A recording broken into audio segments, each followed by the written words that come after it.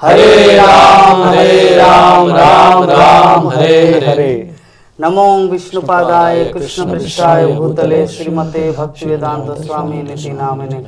नमस्ते सरस्वती देवे गौरवाणी प्रचारिणे निर्विशेष शून्यवादी पश्चात्देशतारिणे। Hare Krishna. International society for Krishna consciousness अंतर्राष्ट्रीय कृष्ण भावनामृत संघ इस्कॉन श्रीधाम मायापुर द्वारा संचालित एवं मायापुर टीवी द्वारा प्रसारित हमारा आध्यात्मिक प्रश्नोत्तर का ये कार्यक्रम साप्ताहिक प्रोग्राम हिंदी टॉक शो में आप सभी भक्तों का हार्दिक अभिनंदन और सुस्वागतम। तो प्रति सप्ताह की तरह भक्तगण प्रश्न करते हैं और हमारे जो प्रभु जीगण आते हैं यहाँ हमारे स्टूडियो में, वो आप सभी भक्तों के प्रश्नों के उत्तर को देते हैं। तो सभी भक्तों से अनुरोध है कि ऊपर में जो हमारा नंबर आ रहा है 6297773729, इस नंबर पे आप लोग किसी भी तरह का प्रश्न आप लोग व्हाट्सएप के माध्यम से या नॉर्मल एसएमएस के माध्यम से भेज सकते हैं। यथासंभव हमारे भक्तगण आप लोगों के प्रश्नों का उत्तर देने की चेष्टा करेंगे। तो सबसे पहले हमारे आज जो दो अतिथि प्रभु जीगण आए हैं, एक है श्रीमान रूपानुग प्रभु एंड श्री चैतन्य प्रभु, और रूप सनातन प्रभु जी को तो आप लोग पहले से ही जानते हैं। तो सबसे पहले हम अनुरोध करेंगे हमारे श्रीपाद रूपानुग प्रभु जी से कि संक्षेप में दो शब्द बताए कि श्रील प्रभुपाद के इस इंटरनेशनल सोसाइटी इस्कॉन जीवन में श्री प्रभु जी कैसे आए एवं अपना जीवन कैसे श्रील प्रभुपाद के चरणों में डेडिकेट किए। हरे कृष्णा। हरे कृष्णा। हरे कृष्णा। तो मैं कॉलेज का एक स्टूडेंट था और मैं पहले से भगवत गीता पढ़ना चाहता था। तो मेरे पिताजी ने मुझे भगवत गीता काफ़ी अच्छे से पढ़ाया समझाया, बट एक साइंस का स्टूडेंट होने के नाते तो मेरी एक इच्छा रहती थी कि इसको कोई साइंटिफिक तरीके से मुझे कोई समझाए। तो मैं ऐसे कॉलेज में खुद पढ़ता रहता था बट समझ में नहीं आता था। तो ऐसे मैं भगवान से प्रार्थना करता था कि मुझे कोई भेजो जो मुझे सिस्टमेटिकली पढ़ाए, मुझे ज्ञान दे और श्लोकों का मतलब समझाए और इसको जीवन में उतार पाएँ हम लोग। तो ऐसे ही 2-3 साल चले गए। तो फाइनली जा कर के एक भक्त आए और भगवान की ऐसी विशेष कृपा रही कि उस कॉलेज में सिर्फ एक ही साल प्रीचिंग हुआ और उस साल हम कॉलेज में आए और कॉलेज में आके भक्तों से जुड़ना स्टार्ट हुए। फिर धीरे धीरे चीज़ें बढ़ती रही, क्लासेज होती रही, भक्तों ने समझाया कैसे माला करना है और भगवद गीता समझाने के लिए कैसे कैसे आपको लगाना है। तो सारे मेरे प्रश्नों के उत्तर जो भी मेरे महाभारत रामायण से प्रश्न उत्तर थे और उन भक्तों ने बहुत अच्छे से मुझे समझाया।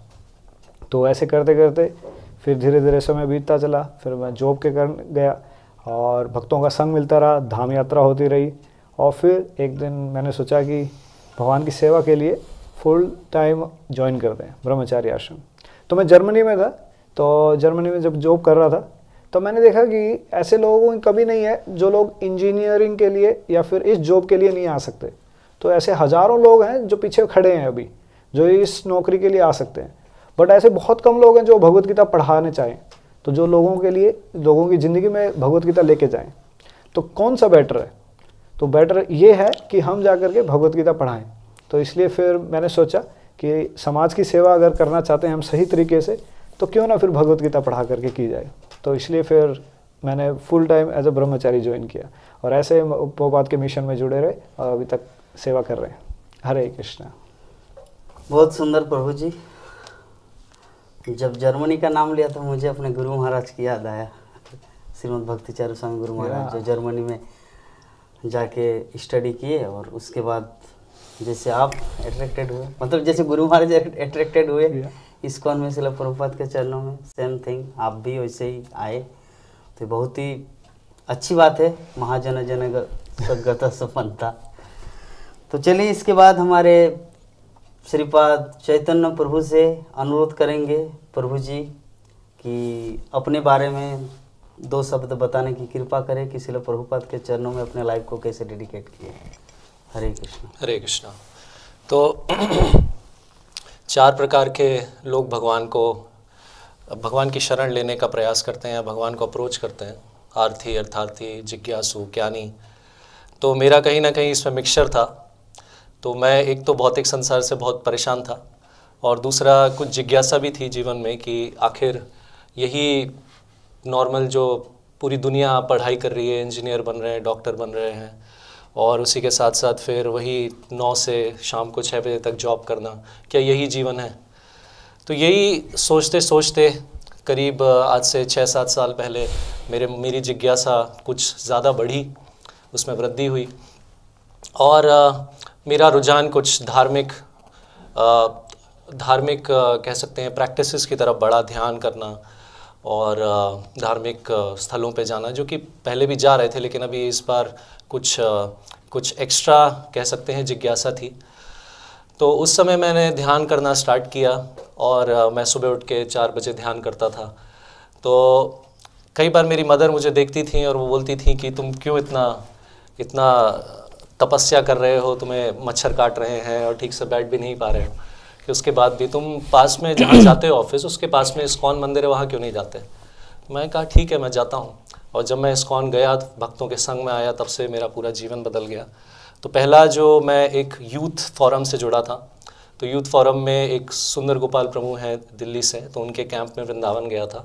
जब मैं वृंदावन गया, वहाँ से मैं पूर्ण रूप से भक्ति में जुड़ गया, और तब से अनेक प्रकार से अपनी सेवाएं इस संस्थान में देता आया हूँ, और प्रभुपाद और सभी वैष्णवों का बहुत कृतज्ञ हूँ। हरे कृष्ण। बहुत सुंदर। तो शुरू करते हैं हमारा आज का आध्यात्मिक प्रश्नोत्तर का टॉक शो। रूप सनातन प्रभु जी के बारे में तो सभी जानते ही है। हमारे पास आज दो, एक रूपा अनुग और एक रूप सनातन प्रभु जी, दो महाजन उपस्थित है, उनके प्रतिनिधि।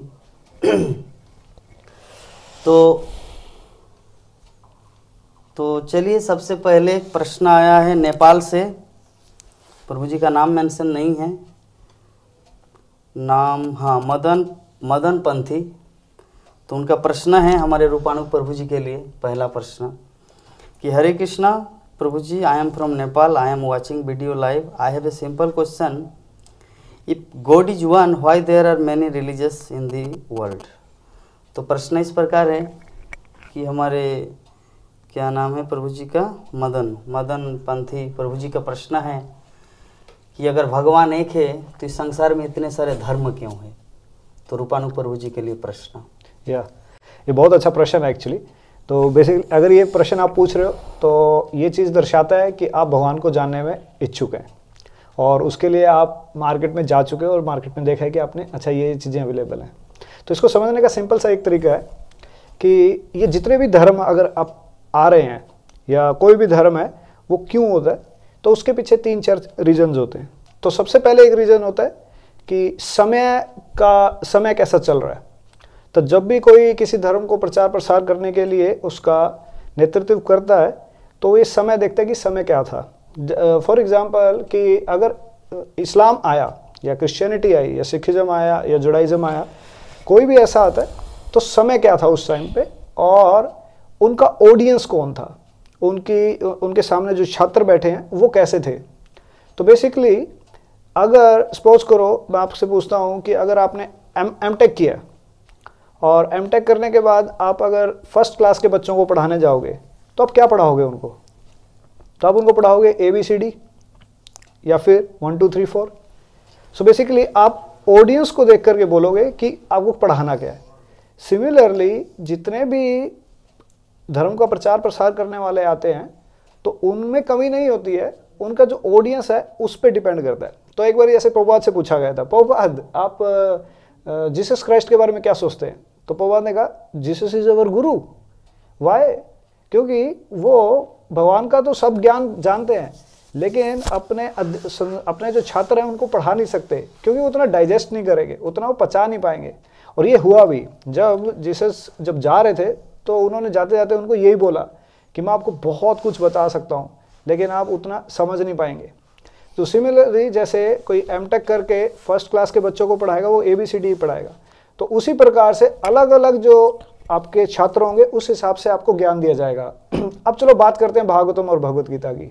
अभी अर्जुन और सुखदेव गोस्वामी कौन है या परीक्षित महाराज कौन है? अभी ये सिविलाइज्ड, जिसे कहते हैं ना आर्यन सिविलाइजेशन, ये वैसे लोग हैं, ये वैसे लोग नहीं है जिनकी बुरी आदतें हैं या इनका चरित्रहीन है, ताकि इनको सिंपल सिंपल चीज़ें बताई जाए, वैसा उनका चरित्र नहीं है। अर्जुन पहले से ही भगवान के मित्र हैं, भगवान को जानते हैं, तो इनको बताने के लिए चीज़ें ऊपर से शुरू की जा सकती हैं।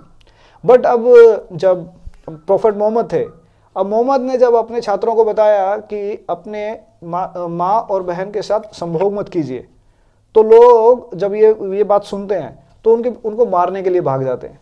अब उनके मारने के लिए भागते हैं और प्रोफेट मोहम्मद को 40 दिन तक एक गुफा के अंदर छुपना पड़ता है। और क्यों? क्योंकि लोग उनको मार रहे थे। तो 40 दिन के बाद वो वापस आते हैं। आपको जान करके हैरानी होगी कि वो 40 दिन का जो गैप था जिसको वो गुफा में थे, उसको ही रमज़ान फेस्टिवल कहते हैं अब। तो अब उसकी ऑडियंस कौन है? उनकी ऑडियंस वो है जो ये भी एक्सेप्ट नहीं कर पा रही है, ये भी नहीं मान पा रही कि अपनी मदर और माँ और बहन के साथ संभोग नहीं करना। तो जैसे जैसे आपकी ऑडियंस होगी वैसे वैसे कोई स्पीकर बताएगा। तो इसलिए अलग अलग रिलीजन्स है, बट सनातन धर्म में संपूर्ण ज्ञान मिलता है, बिकॉज वो सबसे पुराना भी है और जिसको दिया गया था वो भी उसके काबिल थे। तो इस वजह से अलग अलग रिलीजन होते हैं। बहुत सुंदर प्रभु जी, इतना स्पीड से बताए, मुझे तो चैतन्य महाप्रभु और केशव काश्मीरी का वो घटना ही याद आया कि केशव काश्मीरी यद्यपि नहीं बोलना चाहिए, लेकिन विषय वस्तु प्रभु जी का इतना सुंदर तरीके से प्रेजेंट किए कि महाप्रभु भी केशव काश्मीरी को मतलब थैंक्स कि सच में आप इतने कम समय में 100 श्लोक की रचना किए। तो प्रभु ये जो प्रश्न है कि भगवान एक है, कृष्ण अगर एक है तो संसार में इतने सारे धर्म क्यों हैं, ये जो प्रश्न है, इस विषय में पता नहीं कितने मोटा मोटा किताब लिखा गया है ना। तो लेकिन प्रभु जी कम समय में पूरा डिस्कशन करके हम सबको समझा दिए। श्रील प्रभुपाद इस विषय में ये भी बोलते हैं कि मैथमेटिक्स जो होता है ना, 1 क्लास में भी होता है, 5 क्लास में भी होता है, 10 क्लास में भी होता है और PhD में भी होता है। तो सबका लेवल जो है ना अलग है, सभी मैथमेटिक्स। उसी प्रकार धर्म जो है ना, चाहे क्रिश्चियन हो, यहूदी हो, आपका इस्लाम हो, हिंदू हो, सनातन हो, जैन हो, जो भी है, सभी एक एक अलग अलग लेवल में, लेकिन मूल जो PhD है वो है सनातन धर्म। हाँ, तो चलिए बहुत सुंदर। तो इसके बाद हमारे बीच में एक दूसरा प्रश्न आया है प्राण मोहन सिंह प्रभु जी, बोकारो स्टील सिटी झारखंड से। हमारे श्री चैतन्य प्रभु जी के लिए प्रश्न है। प्रभु जी मेरा प्रश्न है, भगवत धाम जाने का सरल रास्ता क्या है? हरेर नाम एव केवलम कलौ नास्तेव नास्तेव नास्तेव गतिरन्यथा। ये कली संतरण उपनिषद का श्लोक है कि हरि का नाम हरि का नाम हरि का नाम ही एकमात्र रास्ता है कलयुग में, और कोई रास्ता नहीं है, कोई रास्ता नहीं है, कोई रास्ता नहीं है। 3 बार बोला गया है, 3 बार बताया गया कि हरि नाम ही एक रास्ता है और उसके अलावा दूसरा कोई रास्ता नहीं, ये भी 3 बार बताया गया। क्योंकि अलग अलग युग जो होते हैं उनके युग, अलग अलग युगों का धर्म होता है और अलग अलग युगों में गुण होते हैं। जैसे सत्वगुण होता है, रजोगुण होता है, तमोगुण होता है। ये 3 गुणों की प्रधानता होती है। जैसे सतयुग में जो है सतोगुण की प्रधानता थी। उस समय कोई कास्ट सिस्टम नहीं था, एक ही कास्ट था जिसका कि नाम, जिनको कि हंस कहा जाता था। तो उस समय जो है ध्यान करके भगवान को प्राप्त किया जाता था, ठीक है।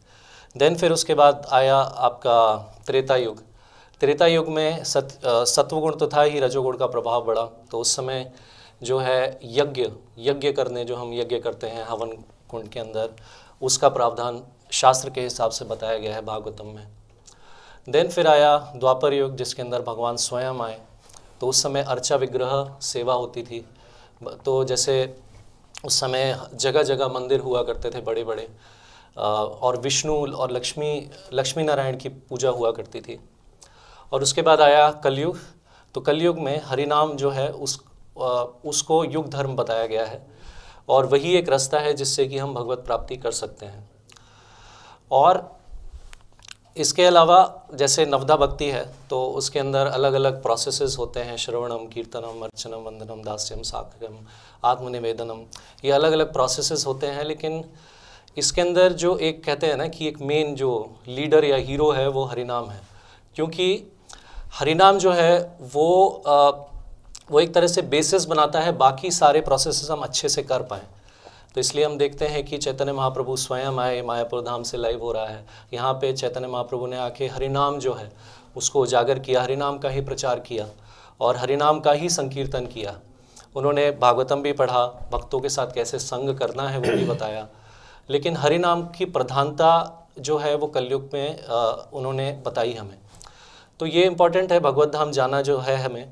तो हरिनाम जो है ज़्यादा से ज़्यादा कर सकते हैं, और ऑफ कोर्स पूरे समय बैठ के हरिनाम कर पाना पॉसिबल नहीं होता है जब हम नए भक्ति में आते हैं, जब हम न्यूफाइट होते हैं। तो अलग अलग, जैसे एक बेसिक होता है ABCD होता है, जैसे A फॉर एसोसिएशन होता है भक्तों का संग करना, B फॉर बुक्स होता है श्रील प्रभुपाद की बुक्स को पढ़ना, C फॉर होता है आपका chanting, and D for diet कि सिर्फ प्रसाद ही लेना। तो ये जो हैं ये अलग अलग अंग हैं। तो हम किसी भी जो कह सकते हैं इस्कॉन के अथॉरिटी या किसी भक्त के संग में आके उनसे हम समझ सकते हैं, सीख सकते हैं कि कैसे हम हरिनाम हमें करना है, कैसे हरिनाम करते समय जो 10 नाम अपराध बताए गए हैं उन 10 नाम अपराधों से बचना है, जिसके अंदर की मेन जो है वैष्णव अपराध है। तो ये जो प्रोसेस है हरिनाम, ये सबसे सरल और इस कलयुग का एकमात्र रास्ता है जिससे हम भगवत प्राप्ति बहुत सरलता से कर सकते हैं। और चैतन्य महाप्रभु ने कहा है कि नाम नामकारी बहुता निज सर्वशक्ति है स्तत्रार्पिता नियमिता स्मरणे न काला। तो इसके अंदर कोई टाइम प्ले सर्कमस्टेंस नहीं है, आप किसी भी समय भगवान का नाम ले सकते हैं, आप चाहे बाथरूम में हो, ठीक है। जैसे पिछले युगों में मैं पढ़ रहा था, एक सीनियर भक्त मुझे भविष्य पुराण से बता रहे थे कि एक ब्राह्मण को सिर्फ विष्णु मात्र बोलने के लिए उनको नहा के कितना आचमन करके कितने मंत्र बोलने पड़ते थे। जब उनका मुंह पूर्ण रूप से शुद्ध है, शरीर पूर्ण रूप से शुद्ध है पिछले युगों में, तब वो जाके विष्णु बोल सकते हैं, नहीं तो उनको अपराध लग जाएगा। लेकिन कलयुग में इतना सरल है, आप कहीं भी किसी भी अवस्था में भगवान का नाम ले सकते हैं। तो मेरा ये अनुरोध है, भगवान का नाम लीजिए ज़्यादा से ज़्यादा, 10 अपराधों से बचते हुए और 4 नियमों का पालन करते हुए, अवैध स्त्री संग ना करना, मांस भक्षण ना करना, नशा ना करना और मेंटल स्पेकुलेशन या फिर गैम्बलिंग ना करना। ये करते हुए अगर आप हरिनाम लेंगे तो प्रभुपाद ने कहा है कि गारंटीड है हम भगवत प्राप्ति कर लेंगे। लेकिन हमें लक्ष्य भगवत प्राप्ति नहीं, भगवान की सेवा रखना चाहिए कि किसी भी स्थिति में हम भगवान की सेवा करें। हरे कृष्ण। बहुत सुंदर रूप से हमारे श्री चैतन्य प्रभु समझाए। जैसे प्रभु जी का नाम है श्री चैतन्य, उसी प्रकार सब कुछ को सरल कर दिया है ना। जैसे पूर्व काल में प्रभु जी ने उदाहरण दिया कि अर्चा विग्रह का पूजा, और अभी जो भविष्य पुराण का उदाहरण दिया कि भविष्य पुराण में अगर कोई भगवान विष्णु का नाम उच्चारण करे तो उसके लिए कितना शुद्धिकरण, प्योरिफिकेशन का जरूरत पड़ता है, तब वो कोई हरि नाम का उच्चारण कर सकता है। लेकिन अभी कलयुग में कितना डिस्काउंट, कितना मतलब प्रॉफिट है हमारे लिए। तो प्रभु जी 2 शास्त्रों का उदाहरण देके जो हम सबको समझाए कि 30 करी नाम नाम कली कलम सनासनम, जो कली संतन उपनिषद का उल्लेख किया, और बिरहन नारदीय पुराण का भी प्रभु जी उल्लेख किया कि हरे नाम हरे नाम हरे नाम व केवलम कलो नास्तेव नास्तेव नास्तेव गतिरन्य था। ये 2 शास्त्रों का उल्लेख करके हमारे बीच में प्रभु जी ये प्रेजेंट कर दिए कि भगवत धाम जाने का जो सरल रास्ता है एकमात्र हरि नाम। लेकिन प्रभु जी उस बीच में और एक चीज़ पॉइंट आउट किए कि हम लोग तो 24 घंटे तो हरि नाम नहीं कर सकते, जिसके लिए श्रील प्रभुपाद ने अलग अलग मंगल आरती, दर्शन आरती, भागवतम क्लास, प्रसादम, सेवा, बुक डिस्ट्रीब्यूशन, विभिन्न तरह का सेवा हम सबको प्रदान किए, ताकि हमारे जो मन है varieties is the enjoyment of mother. तो बहुत सुंदर रूप से हमारे प्रभु जी समझाए। हरे कृष्ण, हरि बोल। तो चलिए अभी नेक्स्ट प्रश्न है हमारे रूप सनातन प्रभु जी के लिए। प्रभु जी के लिए प्रश्न है कि my humble question is for रूप सनातन प्रभु जी, यू आर वेरी फॉर्चुनेट। भक्तगण आपका नाम उल्लेख करके प्रश्न भेज रहे, बहुत सुंदर बात है। तो प्रभु जी का प्रश्न है कि डार्कनेस कम फ्रॉम लाइट और light come from light come from light, how we can understand this, please verify, I am in confusion, what is special formula to progress in bhakti life if we do bhakti but we are suffering. मतलब इसका 2 प्रश्न है, एक ही साथ भेजे हैं। तो पहला प्रश्न है, बोल रहे कि प्रकाश के बाद अंधकार आया या अंधकार के बाद प्रकाश आया। और दूसरा प्रश्न भी बोल रहे हैं कि भक्ति हम लोग कर रहे हैं, लेकिन भक्ति के साथ साथ जो इतना सफरिंग अर्थात दुख पीड़ा जो हमको मिल रहा है, वाई, भक्ति करने से तो आनंद मिलना चाहिए आपके लिए। हरे कृष्णा प्रभु, बहुत सुंदर प्रश्न किया आपने। तो ये जो प्रश्न किया आपने, ये प्रश्न हमारे जो संस्थापक आचार्य स्वामी श्रील प्रभुपाद जी से किसी व्यक्ति ने किया था। तो देखिए, एक्चुअली अंधकार है नहीं, जहाँ प्रकाश है वहाँ अंधकार नहीं है। प्रकाश का अनुपस्थिति का कारण अंधकार होता है। तो कृष्णा सूर्य समान है और माया जो है ये अंधकार है। तो जब हम प्रकाश से विमुख हो जाते हैं तो वहाँ अंधकार हो जाता है। इसी तरह जब हम ज्ञान से विमुख होकर संसार में विद्या के कारण फंस जाते हैं तो इस संसार के जो जन्म मृत्यु जरा व्याधि के चक्कर में फंस जाते हैं। तो एक्चुअली प्रकाश है, प्रकाश से ही सब कुछ आया है। और वेद उपनिषद श्रुतियों ने बताया है कि तमसो माँ ज्योतिर्गमा, कि हमें इस जगत से, ये अंधकार से उठकर ज्योति की ओर जाना है, प्रकाश की ओर। और भगवान वास्तव में प्रकाश का स्रोत है। हाँ, भगवान का ये जो नेत्र है वो एक सूर्य एक चंद्र है। तो आप देख सकते हैं कि सूर्य के कारण से सारे प्रकाश ब्रह्मांड में छाए हुए हैं और चंद्र के कारण से भी उनका अपना स्वयं का प्रकाश है, जो हम रात्रि में, पूर्णिमा और सारे दिनों में हम उसका अनुभव करते हैं। तो मूल स्रोत प्रकाश भगवान ही है और भगवान से ही सारे प्रकाश का उपस्थित होता है। और जहाँ भगवान नहीं है, जहाँ भगवान का अनुपस्थिति है, वहाँ अंधकार है।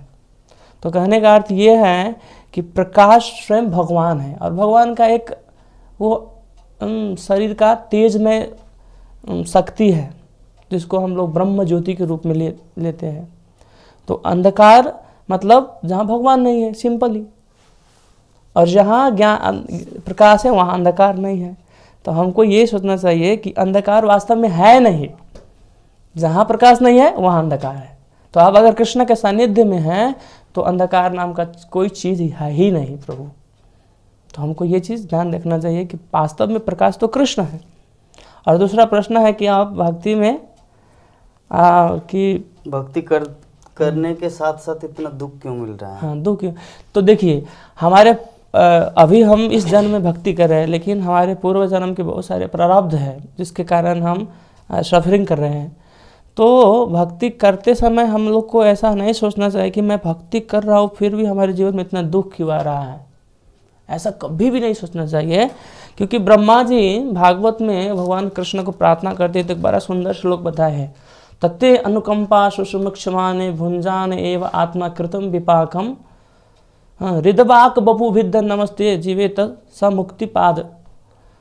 मतलब इसका अर्थ है कि भगवान को बोल रहे ब्रह्मा जी कि तत्ते अनुकंपा सुषुमक्षमाने भुंजान एव आत्मा कृतम विपाकम, कि हे प्रभु मैं ना बड़ा संकट में था, बड़ा चीज़ हमारे जीवन में कुछ घटने वाला था, लेकिन आपकी कृपा से, आपके अनुकंपा के कारण वो दुख अभी छोटा कर दिया आपने। और उस दुख को वो भगवान को नहीं कहते कि भगवान हमारे जीवन दुख क्यों दिया, वो कहते, वो बोलते मतलब कि आत्मा कृतम विपाकम, ये मेरा स्वयं का आत्मा का विपाक है, पूर्व प्रारब्ध के कारण मैं जीवन में दुख भोग रहा हूँ। तो ऐसा कभी नहीं सोचना चाहिए कि मैं भक्ति कर रहा हूँ तो मेरे जीवन में दुख आ रहा है। ये मेरा अपना प्रारब्ध है, आपका प्रारब्ध हो सकता है भक्ति करते करते। तो कभी भी ये चीज़ नहीं सोचना चाहिए कि मैं भक्ति कर रहा हूँ तो मुझे क्यों ऐसा हो रहा है। हालांकि आपका जीवन में बड़ा सा कोई दुर्घटना होने वाला है, लेकिन फिर भी आप जब भक्ति करते हैं तो भगवान उसको छोटा कर देते हैं कि ये मेरा भक्ति कर रहा है। और हृदबाक बपु विद्दन नमस्ते, हृदय से, बपु से, शरीर से और वाणी से आपका भक्त दुख होता है फिर भी आपका सेवा में तल्लीन रहते हैं। ऐसा वास्तव में भक्त जो है मुक्ति की अधिकारी है। तो कभी भी हम लोग को ऐसा नहीं सोचना चाहिए कि मैं भक्ति कर रहा हूँ तो दुख क्यों हो रहा है। होगा, क्योंकि आज से ना भक्ति कर रहे हैं आप, पिछले कई जन्मों जन्मांतर से, अनादि काल से आपने क्या किया है वो तो आपको पता नहीं है ना। लेकिन फिर भी भक्ति में इतना शक्ति है ना कि कर्मा निर्धंतु किंतु भक्ति भजाम गोविंदम आदिम पुरुषम तमहम भजामि। ये कर्म का जो बंधन उसको दहन कर देते हैं गोविंद का भक्ति करने से। हाँ, तो सोचिए कि अगर मेरे जीवन में कोई दुख आ रहा है तो उस दुख जो है बड़ा होने वाला था, मेरा एक्सीडेंट होकर मैं मरने वाला था, तो भगवान ने हमारा एक टांग तोड़ दिया। कोरोना में मरने वाले थे लेकिन बच गए। तो हमेशा हमेशा कृतज्ञ होना चाहिए, कृतज्ञहीन नहीं होना चाहिए भगवान से। देखिए आपके पास जो कुछ है ना प्रभु, दूसरे से कंपेयर करके देखिए, आपसे भी बहुत सारे लोग जो है ना आपसे मतलब उनको बहुत चीज़ कमी है उनके जीवन में, लेकिन हम लोग उस चीज़ को फील नहीं करते हैं। भगवान ने हमको कितना सुंदर सब कुछ दिया है, सारी चीज़ दिया है, फिर भी हम लोग हाय हाय दूसरे से मैं एक ऐसा हूँ, मैं ऐसा हूँ, मतलब सोचते रहते हैं। हम अपने आप को हमेशा कृतज्ञ का भावना होना चाहिए भगवान से। भगवान ने हमको जो कुछ दिया है जीवन में वो सब मेरे लिए अनुकूल है और मैं वास्तव में भक्ति करूँगा। तो कभी भी ऐसा मत सोचिए कि मैं भक्ति कर रहा हूँ तो मुझे दुख आ रहा है। दुख आएगा, पूरा प्रारब्ध है आपका, लेकिन अब जो आपका जो नेक्स्ट जो प्रिपरेशन है ना वो अभी कर रहे हैं। तो नेक्स्ट प्रिपरेशन क्या है, आपका कर्म का बंधन नहीं होगा, क्योंकि भक्ति पाप और पुण्य से परे का चीज़ है। और साधारण जो व्यक्ति जो कर्म करते हैं उसमें पाप पुण्य होता है। कभी पाप के कारण दुख भोगता है, पुण्य के कारण कभी स्वर्ग मिलते हैं, कभी संसार का वैभव धन संपत्ति मिलता है। लेकिन भक्ति जब हम करते हैं ना तो ये पाप पुण्य से ऊपर उठ जाते हैं हम लोग। तो अभी जो कर रहे हैं नेक्स्ट जो है आपका कोई कर्म बंधन नहीं होगा। पहले जन्म का कर्म बंधन के कारण अभी आप दुख भोग रहे हैं। तो आपसे मैं यही विनती करता हूँ कि दुख में हो या सुख में सुमरन कीजिए। दुख में करे क्या है, सुख में सुमिरन सब करे, दुख में करे ना का, यार सुख में सुमरन करे ना, दुख में सुमरन करे तो सुख काहे के होए, ये चीज है। दुख में सुमिरन सब करे, सुख में करे ना कोई, जो सुख में सुमिरन करे सो दुख काहे का होए। बस यही है प्रभु जी, हरे कृष्णा। तो हमारे रूप सनातन प्रभु जी सच में जो वृंदावन के श्री रूप गोस्वामी सनातन गोस्वामी की कृपा धन्य है, जिन्होंने प्रभु जी पहले ही चैतन्य चरितामृत का एग्जाम्पल की कृष्ण सूर्य सम माया हो अंधकार जहाँ कृष्ण तहा नहीं माया अधिकार, कितना सुंदर उदाहरण के माध्यम से प्रभु जी प्रेजेंट किए। फिर ब्रह्मा जी का उदाहरण दिए कि हमारे जीवन में कि मान लीजिए कि बोल रहे थे कि कोरोना में मरने वाले थे लेकिन हम लोग बच गए, है ना। कितने सारे लोग इस संसार से त्यागे, मतलब संसार को छोड़ के चले गए, लेकिन अहो भाग्य हमारा कि इसी जीवन में भगवान हम लोग को भगवत धाम ले जाने का प्लान है, जिसके कारण कि बाकी क्या दूसरे माँ के गर्भों में जन्म लेके फिर आएंगे और इस्कॉन मूवमेंट में ज्वाइन करेंगे। अभी जो ज्वाइन किए उस भक्ति को पूरा फाइनल करके कम टू माई अबोर्ड। तो ये बहुत ही सौभाग्य की बात है ना, ये सोचने वाली बात है। नहीं तो ये जो महामारी सच में कितने सारे प्राणियों का। तो चलिए, बहुत सुंदर प्रभु जी एग्जाम्पल के माध्यम से हमारे बीच में प्रेजेंट किए, बहुत बहुत धन्यवाद प्रभु जी को। तो चलिए अभी दूसरा प्रश्न आया हमारे प्रतिमा माता जी चाकुलिया से, हमारे रूपानुग प्रभु जी के लिए। हरे कृष्ण प्रभु जी, दंडवत प्रणाम प्रभु जी। जैसे कि हम सबको ये पता है कि ये जो सृष्टि है ये सब कुछ भगवान ने बनाया है एक वही है जो परम सत्य है। प्रभु जी, अचानक से आज ये सवाल दिमाग में आया कि जब भगवान श्री कृष्ण इस सृष्टि को बनाए हैं तो उनको किसने बनाया है?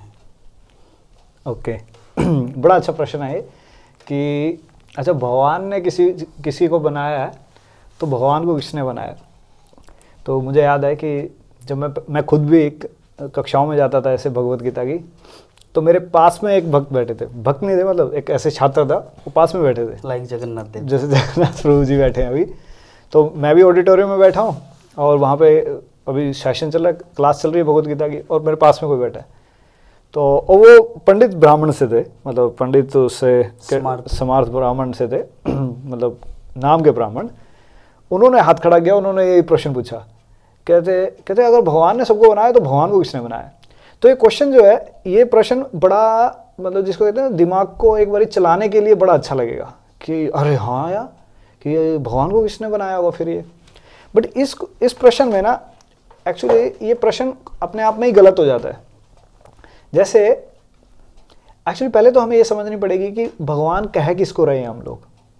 तो भगवान बेसिक जब हम इसकी परिभाषा पढ़ते हैं तो स्टार्टिंग पॉइंट ही हमारा ये होता है कि ये वो है भगवान, हम उसको कह रहे हैं जहाँ से चीज़ें स्टार्ट हुई हैं, जहाँ से चीज़ें आगे बढ़ी हैं। ये बिल्कुल ऐसे है कि जैसे सपोज करो आपके पास ट्रेन है और ट्रेन का इंजन है, तो ट्रेन का इंजन डब्बों को चला रहा है। अगर कोई पूछे कि ट्रेन के इंजन को कौन चला रहा है, ट्रेन के इंजन को कोई नहीं चला रहा है, ट्रेन के इंजन की वजह से सब लोग चल रहे हैं। तो ये सेल्फ कॉन्ट्राडिक्टरी स्टेटमेंट्स होती हैं कुछ, जैसे इंग्लिश में कहते हैं इसको सेल्फ कॉन्ट्राडिक्टरी स्टेटमेंट्स। तो हु क्रिएटेड गॉड, तो ये भी वही स्टेटमेंट है।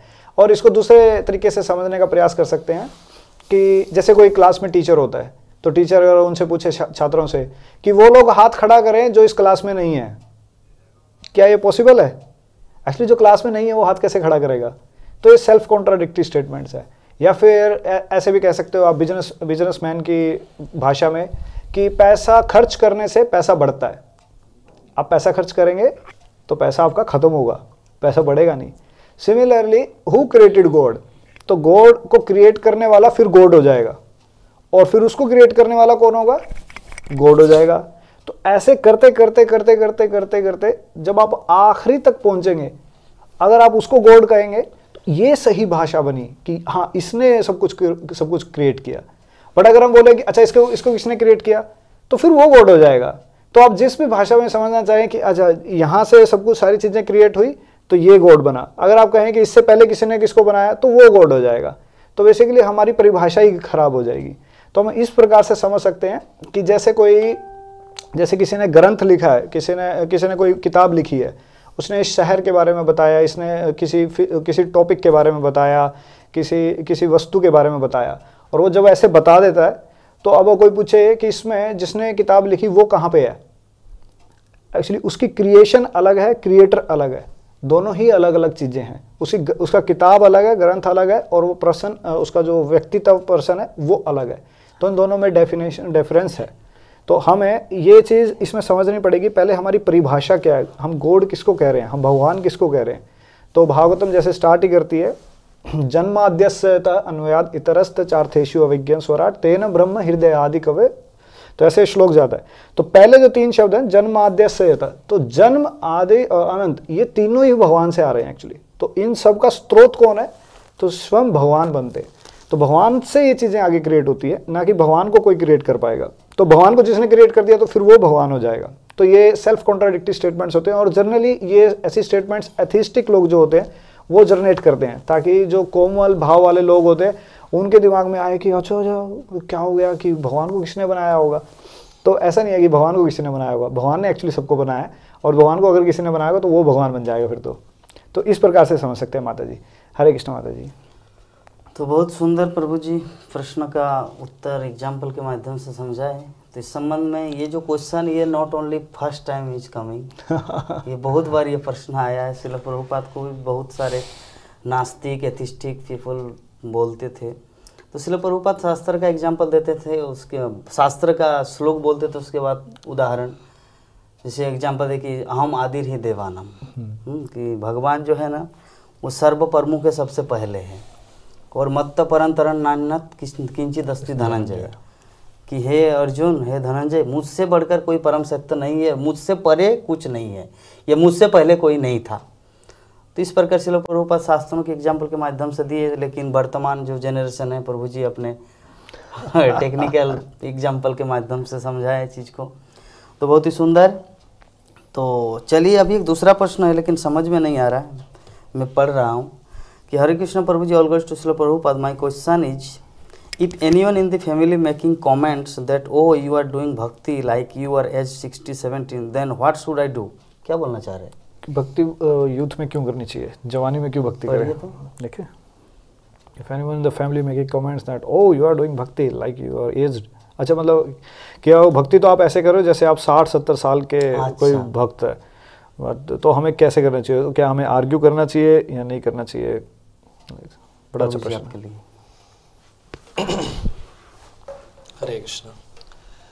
तो ये सिचुएशन एक्चुअली मेरे घर में हो चुकी है। जब मैं नया इस्कॉन संस्था से जुड़ा था तो मैं ऐसा ही कर रहा था। उसको कहते हैं कि थोड़ा जुनून सवार हो जाना सर पे कि अब तो मैं यही करूँगा और कुछ नहीं करूँगा।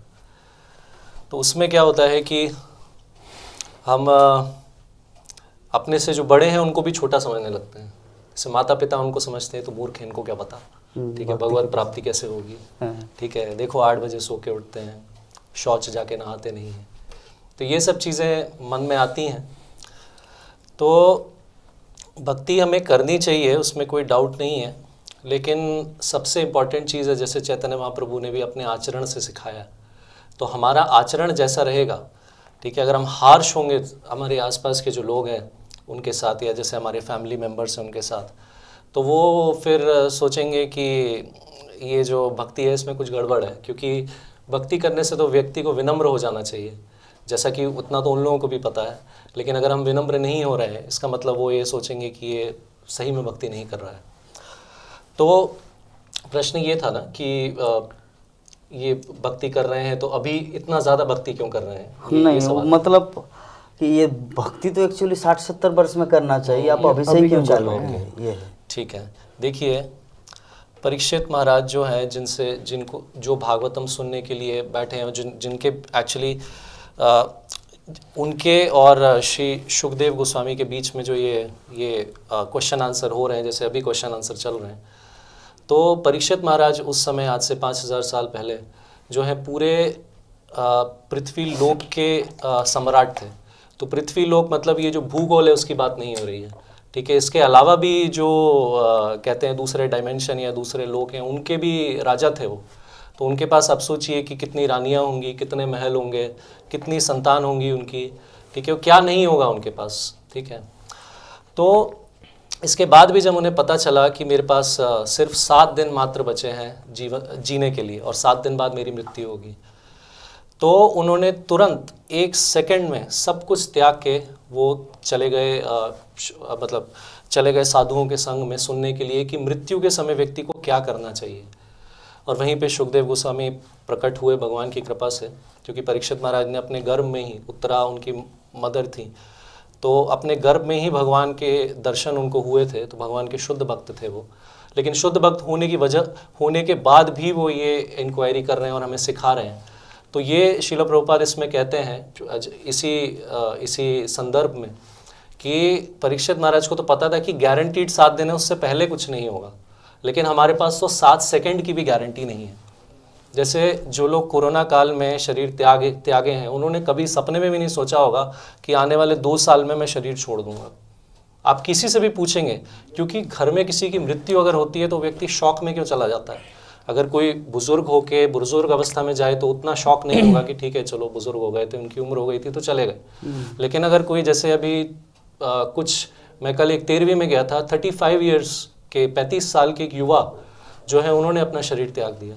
तो सब यही वहाँ पे कह रहे थे कि अरे देखो 35 के थे, ज़्यादा एज भी नहीं थी। तो मृत्यु कब आएगी ये तो हमें पता ही नहीं है। तो परीक्षित महाराज के पास 7 दिन थे, हमारे पास तो 7 मिनट 7 सेकंड की भी गारंटी नहीं है।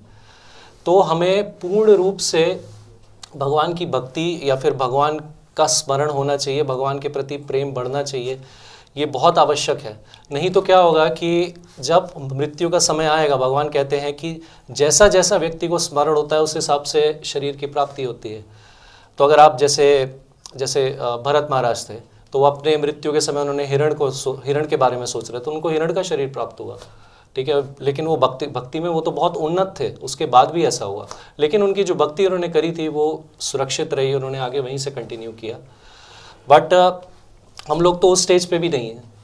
तो जनरली हमको क्या स्मरण होगा, जो कि हम पूरे दिन फेसबुक पे या फिर टीवी पे देखते हैं, और क्या उस समय रील जो चलती है मृत्यु के समय, उसमें कौन सी पिक्चर आके रुकेगी। अगर आप पुरुष हैं तो अगर आपको स्त्री दिखी तो अगले जन्म में आपको स्त्री का शरीर प्राप्त होगा, ठीक है। अगर आप अपने कुत्ते के बारे में सोच रहे हैं कि मेरे कुत्ते को कौन खाना खिलाएगा, तो कुत्ते का शरीर प्राप्त हो सकता है, किसी आप जानवर की योनि में जा सकते हैं। तो इसलिए ये नहीं कह सकते कि वृद्ध अवस्था में ही भक्ति करनी चाहिए, ठीक है। वृद्ध उसको कहते हैं जिसकी मृत्यु समीप नहीं है, वृद्ध उसको कहते हैं जो इसकी मृत्यु समीप है। तो कौन कह सकता है कि जिसकी मृत्यु समीप नहीं है, किसी भी समय मृत्यु आ सकती है। तो इसलिए पहली चीज़ तो ये है कि आप पूर्ण रूप से भक्ति करिए, लेकिन गाइडेंस में करिए, ठीक है। गाइडेंस में इन द सेंस कि कैसे पेरेंट्स के साथ हमें डील करना है, कैसे उनके साथ व्यवहार रखना है। अगर आप यूथ हैं तो आप किसी काउंसलर के पास जा सकते हैं। अगर आप अगर मैरिड हैं तो आप किसी गृहस्थ से जाके गाइडेंस ले सकते हैं कि किस तरह से मुझे पेरेंट्स को इंस्पायर करना चाहिए ताकि वो समझ सकें कि मैं क्या करना चाह रहा हूँ और उससे उनको कितना फ़ायदा मिलेगा। आप एग्जाम्पल दे सकते हैं, जैसे नरसिंह देव स्वयं कह रहे हैं कि प्रहलाद महाराज से कि अगर आपके जैसा भक्त किसी घर में होता है तो उसकी मैं दोनों साइड मदर फादर की जनरेशन्स को लिबरेट कर देता हूँ, मुक्ति मिल जाती। तो पेरेंट्स को इस तरह की पॉजिटिव चीज़ें जब आप बताएंगे, उनकी जब आप बुद्धि को अपील करने वाली चीज़ें या उनकी बुद्धि को सही लगने वाली चीज़ें आप बताएंगे, तो वो नेचुरली उस चीज़ को एक्सेप्ट करेंगे और आपको अलाउ करेंगे, आपको प्रोत्साहन देंगे। इनिशियली मैं भी बहुत, जब भक्ति में आया था तो बहुत स्ट्रिक्ट और बहुत कह सकते हैं उसे हार्श था, लेकिन इवेंचुअली मेरे पेरेंट्स ने मुझे बहुत सपोर्ट किया। उन्होंने मुझे, जब मैं आश्रम में गया तो उन्होंने मेरे को सपोर्ट किया कि बहुत अच्छा कर रहे हो, और उनको बहुत अच्छा लगा। तो यही है कि जो आपके फैमिली वाले हैं उनके साथ आप सही से व्यवहार रखिए और एक रूटीन बनाइए, उसके हिसाब से चलिए और उनको ये बताइए कि मृत्यु कभी भी आ सकती है। ऐसा नहीं है कि मैं बुढ़ापे का वेट करूँगा और तभी भक्ति करूँगा। तो बस इतना ही कहना चाहूँगा। आप कुछ ऐड करना चाहें तो? थोड़ा मैं ऐड करूँगा। प्रभु जी ने प्रहलाद महाराज जी का जो बात बोले, तो प्रहलाद जी भी कभी कभी वो संडक अमरकक जो चल जाते थे गुरुकुल में घर, तो उनको छुट्टी मिलता था तो वो मौका मिलता था प्रचार करने के लिए। तो प्रहलाद जी कहते हैं, कुमार आचरत प्रज्ञा धर्मान भागवत ही न दुर्लभ मानुष जन्म तदपि अधुर्वम अर्थदम, कि ये मनुष्य जीवन ना दुर्लभ है और अधुर्व है, ये ना कभी भी कुछ हो सकता है, नो गारंटी। जिस तरह प्रभु जी ने बोला, परीक्षित महाराज को तो कम से कम 7 दिन गारंटी था मरने के लिए, हम लोग का कोई गारंटी नहीं है, अधुर्व है, नश्वर है, कभी भी कुछ हो सकता है, नो गारंटी। लेकिन अर्थदम, प्रहलाद जी कहते बहुत महत्वपूर्ण है मनुष्य जीवन, क्योंकि मनुष्य जीवन में अगर भगवत भक्ति अगर नहीं प्राप्त कर रहे हैं तो हमारा अधोगति होगा, क्योंकि भोग वृत्ति और इंद्रिय तृप्ति तो पशु योनि के लिए बनाए गए हैं।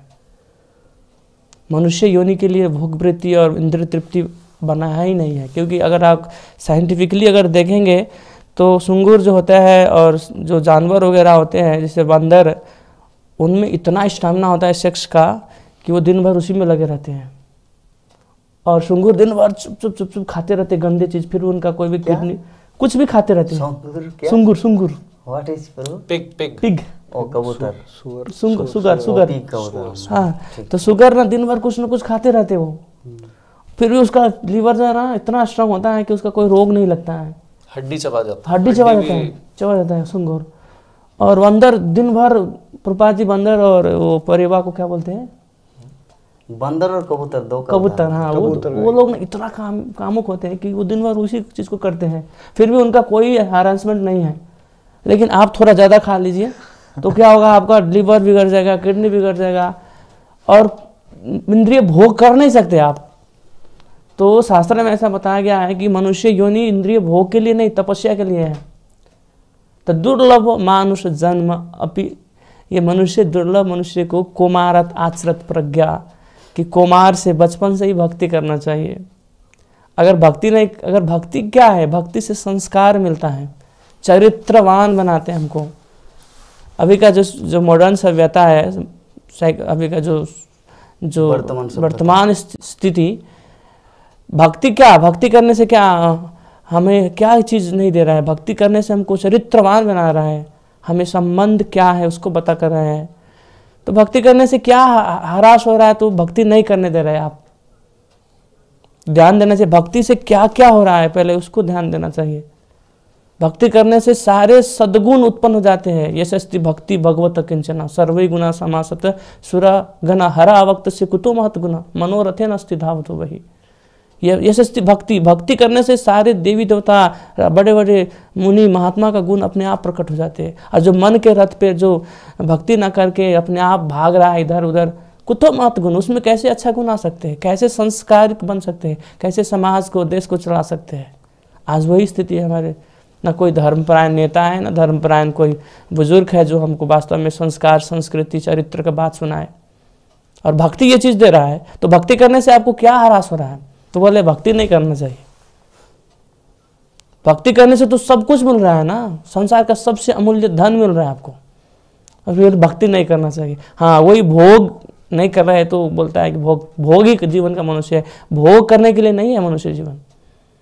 तो यही है, बचपन से ही करना चाहिए, और भक्ति ऐसा करने से आपको सब कुछ मिल जाएगा। हरे कृष्ण। बहुत सुंदर प्रभु जी। दोनों हमारे श्री चैतन्य प्रभु एवं रूप सनातन प्रभु दोनों ही बहुत ही प्रैक्टिकल एग्जाम्पल एवं शास्त्रीय उदाहरण के माध्यम से हमारे समक्ष ये प्रश्न का जो उत्तर रखे। प्रश्न इस तरह था कि अगर कोई बच्चा भक्ति कर रहा है तो 60-70 कोई मतलब ताना मारना जिसे बोलते हैं, कमेंट करना कि ताना मारने, अरे अभी से भक्ति चालू कर दी, अभी तो बूढ़ा हो गया क्या 60-70 साल का, है ना। तो इस प्रकार तो क्या मुझे आर्गू करना चाहिए या नहीं। तो सिर्फ हमारे प्रभु जी बहुत सुंदर एग्जाम्पल दिए जड़ भरत या पहले भरत महाराज का, जो भगवत गीता का श्लोक है, जम जम वापि स्मरणम भावम तज्जत अंते कलेवरम, कि मृत्यु के समय अंतकाले च मावेम श्रवण मुक्ता कलेवरम, कि जीवन के अंत में हम लोग जिस प्रकार थिंकिंग चिंतन करते हैं उसी के अनुसार हमारा अगला शरीर प्राप्त होता है। तो अभी जो उसी क्वेश्चन के अंदर जो ऐड था कि क्या मुझे आर्गू करना चाहिए, आर्गूमेंट करना चाहिए, तो इस संबंध में मेरा उत्तर उनको यही है कि आपको जड़ भरत बनना है। सही है ना। अगर बन गए भरत और आपको बनना है अगले जीवन में हिरन, और अगर हिरन बन के फिर से आप अब ये जड़ भरत की स्थिति में है, आप अगर भगवत धाम आपको जाना है तो आपको जड़ भरत जैसा ही एक्टिंग करना है। आर्गूमेंट करने का कोई जरूरत ही नहीं है, जस्ट अपना भजन साधन करो। तो और हमारे प्रभु जी जैसे बताए, रूप सनातन प्रभु बहुत ही सुंदर सुंदर एग्जाम्पल दिए। शिला प्रभुपाद का भी कोटेशन दिए। शिला प्रभुपाद तो यहाँ तक बोल दिए हैं कि मनुष्य जीवन सच में, ऋषभदेव जो हमारे भागवत में बोले कि मनुष्य जीवन तपस्या के लिए मिला है, तपो दिव्यम जनपुत्र। हाँ, मनुष्य जीवन ये इंद्रिय तृप्ति के लिए कुकर सुकर की भांति नहीं मिला है। और शिला प्रभुपाद इस संबंध में हंसी वाला मतलब ये भी बोलते हैं कि आप कितना मैथुन कर पाएंगे, अरे कबूतर तो दिन में 20 बार करते हैं, यू हैव नो क्वालिटी। आपके पास उतना क्षमता नहीं है, तो इसीलिए आपके पास अगर कुछ क्षमता है वह भगवत भक्ति करने का। तो बहुत सुंदर। तो यही इस संबंध में मुझे एक चीज़ याद आया कि सच में जो आनंद है ना इस जगत में, वो एकमात्र सत्संग में और हरि कथा में ही आनंद है। बाकी जगह में हो सकता है प्रभु जी अरबपति हो, प्रभु जी करोड़पति हो, प्रभु जी लखपति हो, प्रभु जी हजारपति हो, लेकिन आनंद जो है ना एकमात्र करोड़पति में भी आनंद नहीं है, लाखपति में भी नहीं है, हजारपति में नहीं। अगर आनंद है तो जो भगवत गीता का श्लोक है, तुष्यन्ति च रमन्ति च। हाँ, तुष्यन्ति च रमन्ति च, मत चित्ता मत गत प्राणा बोधयन्त परस्परम अंडरस्टैंडिंग ईच अदर, कथन तश्च मांग नित्यम तुष्यन्ति च रमन्ति च। तो जितने सारे भक्तगण हमारे Mayapur TV, Facebook, Mayapur TV live, YouTube channel के माध्यम से जो लोग देख रहे हैं या जो भविष्य में देखेंगे, उन सबको एक ही चीज़ में बताना चाह रहा हूँ, अगर इस जगत में कहीं पर आनंद है तो आनंद है भगवान भगवत गीता में जो बोल रहे हैं, हाँ, कि मेरे भक्तगण जो एक दूसरे को ये मेरे विषय में अर्थात कृष्ण कथा विषय जो बातचीत करके जो आनंद प्राप्त होता है वही real enjoyment in this world, वास्तविक आनंद वही है। बाकी ना करोड़पति में है, ना अरबपति में है, ना किसी में आनंद नहीं है। तो चलिए हमारा नेक्स्ट प्रश्न आया है हमारे प्रभु जी का, नीरज प्रभु जी। एक्चुअली उनका प्रश्न नहीं है, एक्चुअली वो प्रश्न के भाव में एक चीज़ बताना चाह रहे हैं नीचे कि प्रभु जी ये क्वेश्चन मेरे से कोई अभक्त एक नास्तिक ने इसी पूछा है, इसीलिए मैं ये क्वेश्चन आपके समक्ष रख रहा हूँ।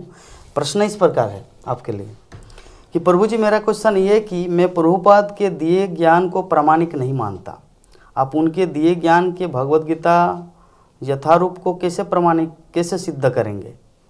किसी नास्तिक ने नीरज को पूछा और नीरज ने हमारे समक्ष ये प्रश्न को रखा कि भगवत गीता, प्रभुपाद का जो भगवत गीता यथारूप है उसको प्रमाणिक नहीं मानते, बोनाफाइड नहीं है, तो आप कैसे उनको मानते हैं, व्हाट इज द प्रूफ। तो आपको पूछना चाहिए आपके पास क्या प्रमाण है कि प्रभुपाद जी जो गीता का यथार्थ रूप में जो टीका किया वो प्रमाणिक नहीं है। पहला आप उनसे प्रश्न कीजिए और फिर बाद में उनका क्या उत्तर आता है तो मैं जो बोल रहा हूँ उसको आप दोहराइएगा, ठीक है। तो ये चीज़ है कि शिला प्रभुपाद जी ने जो ग्रंथ दिए हैं वो कोई अपना मन ग्रंथ और अपना मेंटल कंकक्शन चीज़ नहीं दिए है। वो नो महाजन ये न गथस पंथा, वो महाजन जो हमारे आचार्य चीज़ जो चीज़ ने उसको अपना जीवन में आचरण करके और जो श्रुति स्मृति पुराण ये प्रभुपाद जी ने जो भगवत गीता पे जो टीका किया है ये सारी चीज़ में बताए गए हैं। प्रभुपाद जी ने भगवत गीता के टीका में यहाँ तक कि वेद का भी प्रमाण दिए हैं। और भगवत गीता प्रभुपाद जी ने क्या अपना टीका किया है, लेकिन 700 श्लोक तो कृष्ण ने अर्जुन को बताया है ना, तो उसमें जो श्लोक है वो तो कृष्ण और अर्जुन का संवाद है, प्रभुपाद जी का तो संवाद नहीं है ना। तो प्रभुपाद जी कैसे प्रमाणिक नहीं, आप क्या इसका क्या प्रमाण है? आप क्या कह सकते हैं कि प्रभुपाद जी प्रमाणिक नहीं है? प्रभुपाद जी ने तो कृष्ण का जो संवाद है, अर्जुन और कृष्ण की जो संवाद है यथा रूप में प्रस्तुत किए हैं, तो उसको अध्ययन कीजिए और शास्त्र का प्रमाण पूरा दिखाइए। जिस तरह हमारे उपनिषद हो गए, हमारे बहुत सारे पुराण हैं, तो इस चीज़ को आप पहले इसको पढ़िए समझिए और फिर बाद में उसको अच्छा से थोड़ा भक्ति भाव से समझिए कि प्रभुपाद जी जो दिया है वो 100% प्रमाणिक है। और हालांकि हमारे वैष्णव संप्रदाय 4 संप्रदाय है, तो 4 संप्रदाय में से हम जो प्रभुपाद जी जो भगवत गीता को टीका किए हैं वो हमारे बलदेव विद्याभूषण जी जो ब्रह्मा मध्वा गौड़ीय संप्रदाय से बिलोंग्स करते हैं, उन्होंने अपना भाष्य गोविंद भाष्य पर अनुभाष्य किया है, टीका किया है भगवत गीता के ऊपर। तो ये टोटली 100% साइंटिफिक है। आपको भगवत गीता पहला अध्ययन करना है। ऐसा तो बहुत सारे भगवत गीता है, लेकिन आज से बहुत साल पहले 60-70 साल पहले प्रभुपाद जी गए थे अमेरिका भक्ति को प्रचार करने के लिए। उससे पहले भी बहुत सारे भगवत गीता का संस्करण था, लेकिन कोई भी एक भी भक्त नहीं बना था विदेश में। स्वामी विवेकानंद जी भी गए थे अमेरिका में, लेकिन एक भी कृष्ण भक्त नहीं था। लेकिन जब शिला प्रभुपाद जी गए अमेरिका में तो उन्होंने लाखों करोड़ों भक्त बनाए। और उसका अभी उदाहरण देख सकते हैं कि आज जाइए दुनिया के प्रत्येक कोना गली में देखिए, वहाँ पर कृष्ण का मंदिर मिलेगा, वैष्णव भक्त मिलेगा। क्योंकि प्रभुपाद जी ने जो चीज़ बताए वो अपना कुछ बताया नहीं, वो भक्ति में भगवत गीता को प्रस्तुत किया गया है। और उनके भक्ति के कारण से आज सारा विश्व सुख में है और हम भी उस चीज़ को अनुभव कर रहे हैं। तो कोई भी चीज़ अगर गलत है तो आप प्रमाण दीजिए कि ये चीज़ गलत है, लेकिन अगर गलत नहीं तो आप कह नहीं सकते कि ये गलत है। तो यही चीज़ है, प्रभुपाद जी का साक्षात उदाहरण देख सकते हैं कि सारा विश्व उनके कारण से आज परिवर्तन है और सारा विश्व उनके कारण से आज जो है वास्तविक जीवन का उद्देश्य क्या है उसको पता हुआ है। तो ये चीज़ प्रभुपाद जी बताया। प्रभुपाद जी पूर्ण रूप से अथोराइज है और इसमें ऐसा कोई भी अपना मन ग्रंथ मेंटल कंकक्शन नहीं है। हरे कृष्णा। हमारे चैतन्य प्रभु जी कुछ बोलेंगे? मैं एक पॉइंट बोलने वाला था बट प्रभु ने कवर किया कि जैसे प्रभुपाद का जीवन ही सबसे बड़ा प्रमाण है कि 70 साल की आयु में कोई वृद्ध व्यक्ति जब इस तरह से शिप पे गए थे, जलदूत पे, इतना स्ट्रगल करके 2 बार हार्ट अटैक आया उन्हें, इतना स्ट्रगल करके गए तो कोई क्यों ऐसा करेगा, पहली चीज़। और दूसरी चीज़ जैसे उन्होंने कवर कर ही दिया कि इतने भक्त बने, और किसी भगवत गीता का आप दिखाइए कौन सा ऐसा कमेंट्री है जिसको पढ़ के पूरे विश्व में लोगों के हृदय में परिवर्तन आया हो। ऐसे तो 700 से ऊपर टीका किए, गांधी जी ने भी टीका किया है, ठीक है, और बहुत बड़े लोगों ने, पॉलिटिशियंस ने भी भगवत गीता की कमेंट्री लिखी है, लेकिन किसी के भी हृदय में परिवर्तन नहीं आया है। आप ये Bhagavad Gita as it is जो प्रभुपाद ने लिखी, क्योंकि वो एज इट इज़ है, उसमें प्रभुपाद ने अपना कुछ खुद का नहीं डाला है, जो उन्होंने अपने गुरु से सुना वही डाला है, और यही गुरु परंपरा की शुद्धता है। इसलिए इस्कॉन जो मूवमेंट है, जो गौड़ीय वैष्णव मूवमेंट है, वो इतना सक्सेसफुल है। दूसरी चीज़ ये होती है कि जब हम दवाई लेके आते हैं, डॉक्टर के पास कोई बीमारी होती है, तो जब हम वो दवाई लेते हैं तो दवाई का प्रमाणिक होने का जो एक प्रमाण उसमें है कि हमारा डिजीज़ या हमारी जो बीमारी है वो कम हो गई है या ख़त्म हो रही है। सबसे इम्पॉर्टेंट चीज़ है। तो इतने लोग परिवर्तन क्यों हो रहा है? क्योंकि उनकी कुछ ना कुछ बीमारी खत्म हो रही है या कम हो रही है। और आप जितनी भगवत गीता है आप खुद एक्सपेरिमेंट करके देख लीजिए, अलग अलग तरह की भगवत गीता का आप वितरण कीजिए, देखिए कितने लोगों के जीवन में चेंज आ रहा है। तो ये एक बहुत बड़ा प्रमाण है कि दवाई जो है उसको जब हम खा रहे हैं और हमारा जो भी व्याधि है शरीर में या जो भी प्रॉब्लम है, अगर वो कम हो रही है, ख़त्म हो रही है, इसका मतलब वो दवाई प्रमाणिक है और डॉक्टर प्रमाणिक है। करेक्ट। बहुत सुंदर। हमारे रूपानु प्रभु जी इस संबंध में कुछ बोलेंगे कि श्रील प्रभुपाद का ग्रंथ, प्रभुपाद का भगवद गीता प्रमाणिक नहीं है, आप लोग कैसे प्रमाणिक मानते हैं? ओके, बहुत अच्छा प्रश्न है। और ये जो प्रश्न है जो उन्होंने बताया कि ये एक नास्तिक का एक्चुअली, तो उस नास्तिक को एक्चुअली ना प्रभुपाद के ग्रंथ से प्रॉब्लम नहीं है, उसको शास्त्रों से ही प्रॉब्लम है। तो वो प्रभुपाद का तो इसलिए कह रहा है क्योंकि वो हमारा भक्त उसको मिल गया, तो इसलिए उसको चैलेंज आ रहा है। तो इसके ना बहुत सारे आंसर्स हैं कि कैसे हम ये प्रूव करें कि जो शास्त्र हैं इनके अंदर सही नॉलेज लिखा हुआ है या वेरीफाइड है। तो अगर आप इसको अलग अलग एंगल से देखेंगे ना, तो आप ये पाएंगे कि इन शास्त्रों में बहुत अच्छी चीज़ें लिखी हुई हैं। जैसे सिंपल सा एग्जांपल अगर आप देखें कि अगर मैथमेटिक्स की अगर आपके पास किताब है और उसके अंदर ये फॉर्मूला लिखा हुआ है कोई भी फॉर्मूला जो भी आप लोगों ने पढ़ा होगा, a+b² = दिस, तो आपको कैसे पता कि वो सही है? ये आपने कैसे मान लिया कि वो सही है? आपने क्या किया होगा, एक तो अध्यापक ने पढ़ाया होगा और साथ में आपने घर पे जाकर के आपने उस फॉर्मूले को लगा के देखा कि वो काम कर रहा है नहीं कर रहा जी। तो आपने जाकर के फिर देखा कि अरे ये क्वेश्चन तो काम कर रही है, ये फॉर्मूला तो काम कर रहा है। तो वही फॉर्मूला को देख करके आपका ये विश्वास बढ़ा कि ये बुक तो सही हो सकती है। तो उसी प्रकार से जो हमारे शास्त्रार्थ हैं, इन शास्त्रार्थ में भक्ति के बारे में तो बहुत अच्छे से दिया हुआ है, साथ में हमें ये भी बताते हैं शास्त्र कि हमें इस संसार में कैसे रहना है। जैसे हमारे शास्त्र में मेडिकल साइंस के बारे में बताया हुआ है कि आयुर्वेद के बारे में बताया हुआ है। अभी वेस्टर्न में योगा सिस्टम, आयुर्वेद, सूर्य नमस्कार और ये जितना भी अनुलोम विलोम प्राणायाम, ये कहाँ से आए? ये शास्त्र से आए। अगर आप इनको अप्लाई करोगे तो आपका तबीयत सही होता है, होता है। तो इसका कहने का मतलब है कि शास्त्रों का वो पार्ट आपके ऊपर काम कर रहा है।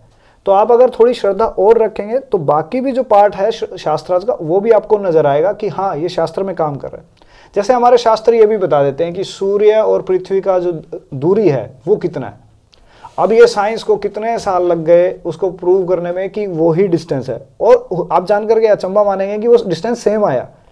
तो कहने का मतलब है कि अगर हम शास्त्रों को छोड़ देते हैं तो हम अपना टाइम वेस्ट करेंगे बहुत जगह जाने के अंदर, और फिर तब जाकर के हम जाकर के उसी कंक्लूजन पे आएंगे। अनदर एग्जांपल मैथमेटिक्स में ही हमारे शास्त्रार्थ में पाई की वैल्यू दी हुई है, पाई की वैल्यू 22/7, तो ऐसे करके ये शास्त्रार्थ के अंदर दी हुई है। सुश्रुत संहिता मेडिकल साइंस, और भागवतम के अंदर आपके अंदर एम्ब्रियोलॉजी दी हुई है कि एक माता के गर्भ में कि बच्चा कैसे बड़ा होगा उसका पहले दिन से विवरण है।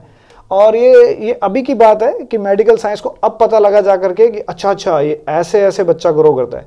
और आप गजब मानेंगे कि भागवतम ये भी बता देता है कि लड़का होगा तो क्या किस डायरेक्शन में मूवमेंट होगी और लड़की होगी तो किस डायरेक्शन में मूवमेंट होगा। आपको कैमराज लगाने की, ये सब कुछ लगाने की जरूरत नहीं पड़ेगी। तो ये सारा ज्ञान आपको सिर्फ शास्त्रों से मिल जाएगा, तो आपको यहाँ वहाँ भटकने की जरूरत नहीं पड़ती।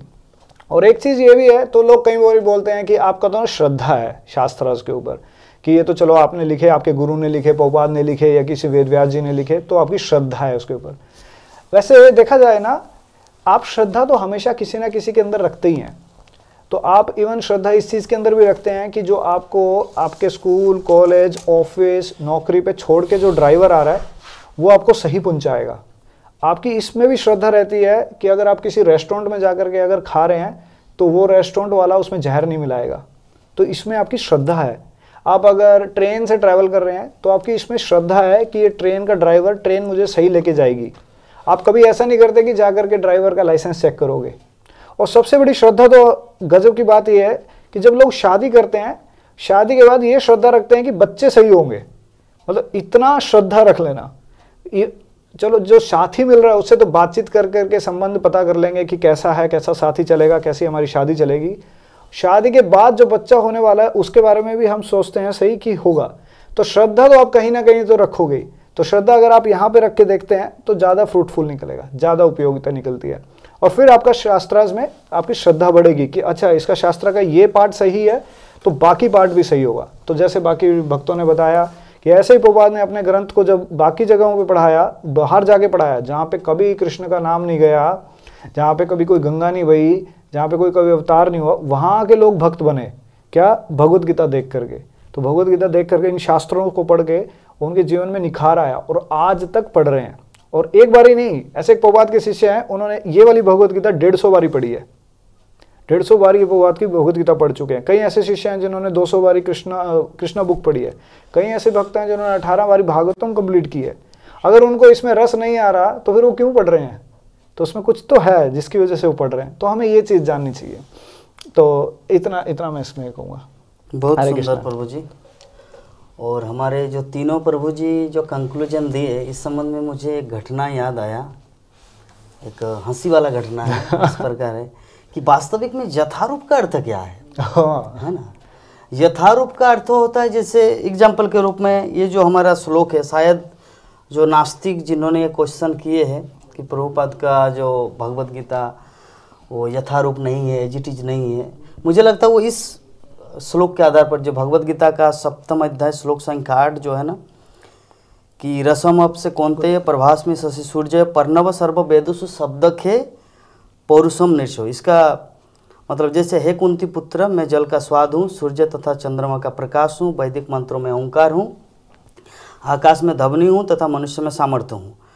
तो मुझे लगता है इसमें श्रील प्रभुपाद जो ओम पर्णव सर्व वेदेषु, पर्णव अर्थ होता है ओम, तो ओम का अर्थ जैसे श्रील प्रभुपाद यहाँ पे हरे कृष्ण महामंत्र का उल्लेख किए हैं, तो वो नास्तिक को शायद ये झटका लगा कि यारे ओम का अर्थ होता था ओ उम, मतलब ब्रह्मा विष्णु महेश्वर, तो इसमें हरे कृष्ण महामंत्र कैसे घुसेगा? ठीक है ना, हो सकता है श्रील प्रभुपाद ने इसको मेंटली अपने मनगढ़ंत मेंटल स्पेकुलेशन इसमें यूज किए, जिसके कारण उसको शायद ये खटका लगा है। लेकिन विषय वस्तु ये यथारूप का अर्थ होता सिर्फ शब्द को नहीं देखना है, भाव को देखना है। इसको कैसे समझे? एक एग्जाम्पल के माध्यम से हम लोग समझते कि यथारूप का अर्थ क्या होता है। यथारूप का अर्थ सिर्फ शब्द ही नहीं है, यथारूप का अर्थ होता भाव। जैसे एक दामाद था, एक मतलब एक नई नई शादी हुई, एक दामाद है, मतलब बर और बधू। तो बर अभी जाएंगे ससुराल, तो बर की जो माँ है बोले कि सुनो, आप तो जा रहे हो, मतलब तुम तो जा रहे हो कहाँ पर? अपने ससुराल। ठीक है, तो अपने ससुराल में जाके अपनी सासू माँ से ऐसे बात करना है। कैसे? कोयल की तरह बात करना है, मतलब मीठा बानी बोलना है। तो बोले कि कैसे बात करना है माता? बोले कि कोयल की तरह बात करना है। बोले कि ठीक है। तो वो दामाद चले गए अपने ससुराल। तो ससुराल जाने के बाद अभी सासू माँ पूछ रहे, दामाद तुम्हारा माँ कैसा है रे बाबा, आपका माँ कैसा है? तो ये उत्तर दे रहा है, कू। ठीक है। तो इसके बाद फिर पूछ रहे, अरे क्या हुआ है दामाद का, हमारा क्या हुआ है? फिर पूछ रहे, दामाद अभी आप लोगों का बिजनेस जो चल रहा था अभी प्रॉफिट हो रहा है ना? सासू माँ पूछ रहे, तो दामाद उत्तर दे रहे, कू।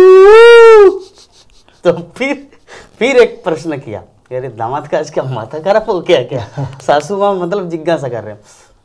तो बोले कि अरे बाबा इसको तो कुछ भी पूछ रहे, कू कू बोल रहे, मतलब कोयल जैसे बुलाते हैं, कोयल।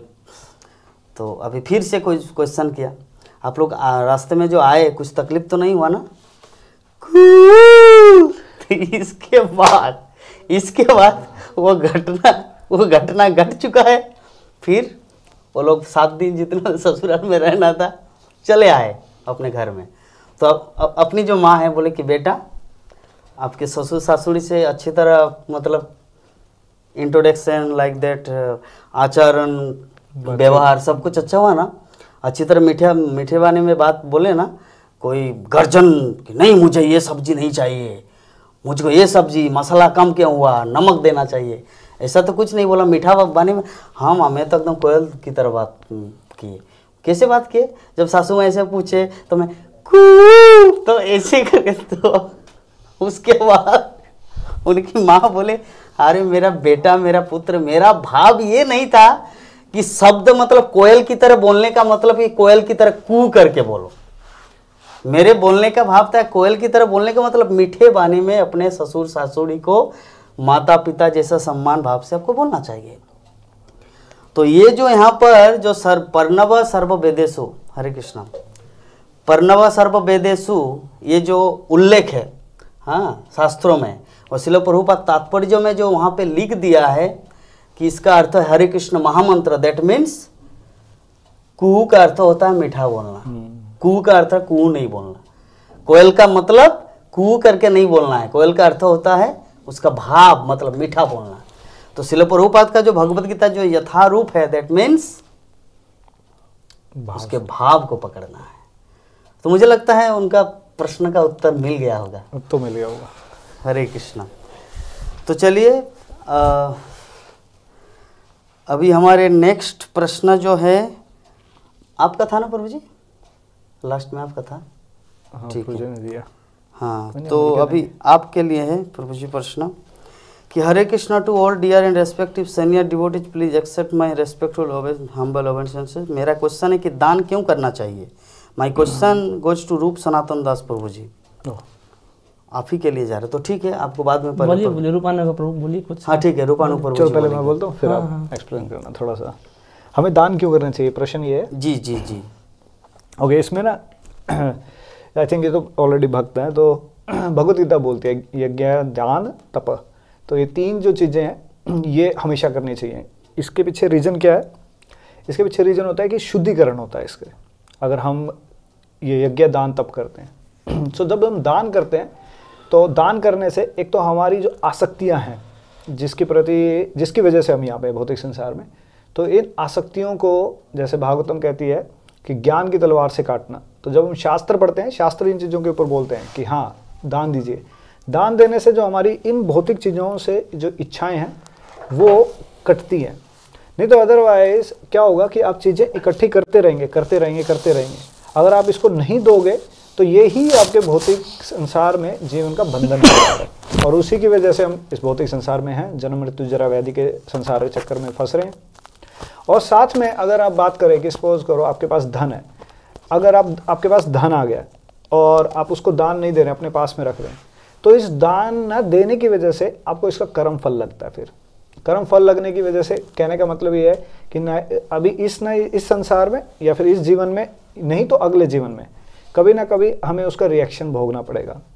अगर हम दान दे देते हैं, भगवान के भक्तों के लिए दान देते हैं, मंदिर बनने के लिए दान देते हैं या भक्तों की सेवा के लिए दान देते हैं, तो उसका शुद्धिकरण होता है। ये बिल्कुल वैसे है कि जैसे सपोज करो हम जब भोग लगाते हैं भगवान को, तो भगवान को जब भोग लगाते हैं भगवान को कुछ अर्पित करते हैं उसमें से, तो अर्पित करने की वजह से वो सारा प्रसाद बन जाता है। तो प्रसादी रूप में जब पाते हैं तो उसका कर्म नहीं लगता है। तो जैसे आप लोगों को पता है कि तीन तरीके की चीज़ होती हैं, अकर्म, विकर्म और कर्म। सो विकर्म वो कार्य होते हैं जो शास्त्रार्थ के अगेंस्ट होते हैं।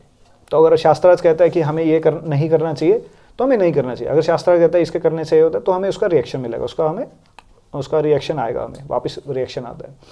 सिमिलरली कुछ ऐसे कार्य होते हैं जो पुण्य काम होंगे तो पुण्य कार्य कर दिए, बट जो भक्ति वाले जो कार्य होते हैं अकर्म, जिनका रिएक्शन नहीं आता आपको, तो दान उस कैटेगरी में आपको देना चाहिए। तो दान देने की भी अब 3 श्रेणी भगवत गीता बताती है कि दान रजोगुण में भी दिया जाता है, तमोगुण में भी दिया जाता है और सतोगुण में भी दिया जाता है। तो एक ऐसे ना एक स्टोरी आती है एक छोटी सी। तो ऐसे ही कथा में कुछ 2 भाई गए थे, बहुत ज़्यादा धनी थे, और वो कथा में बैठे हुए थे, तो उन्होंने सुन लिया कि दान देना चाहिए, तो वो दोनों वापस चले गए अपने अपने गाँव। तो दोनों भाई पहले नशा, मांस, मच्छी सब कुछ करते थे।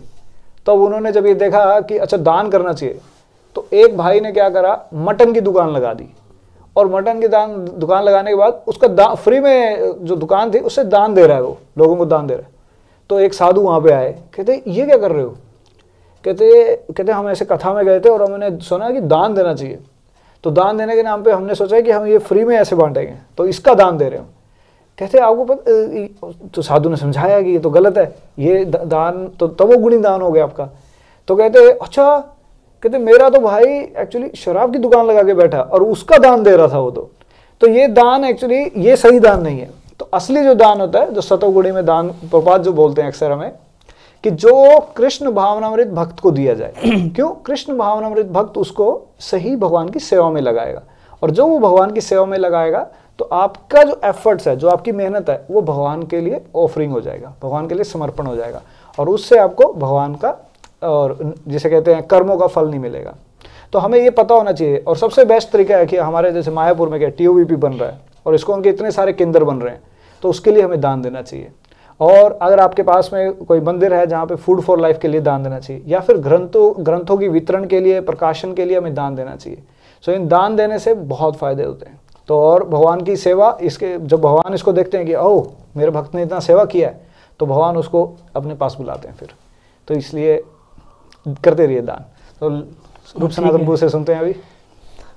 तो प्रभु जी ने बोला, भगवत गीता में कृष्ण भी कहते हैं, यज्ञ दान तप कर्म न त्याज्यम कार्यम एतत्, यज्ञ दान तप कर्म पावनी मनुष्य नाम।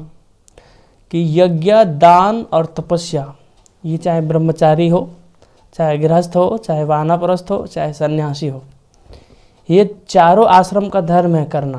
पहला यज्ञ, तो कली काल में पता है यज्ञ जो है हरिनाम संकीर्तन।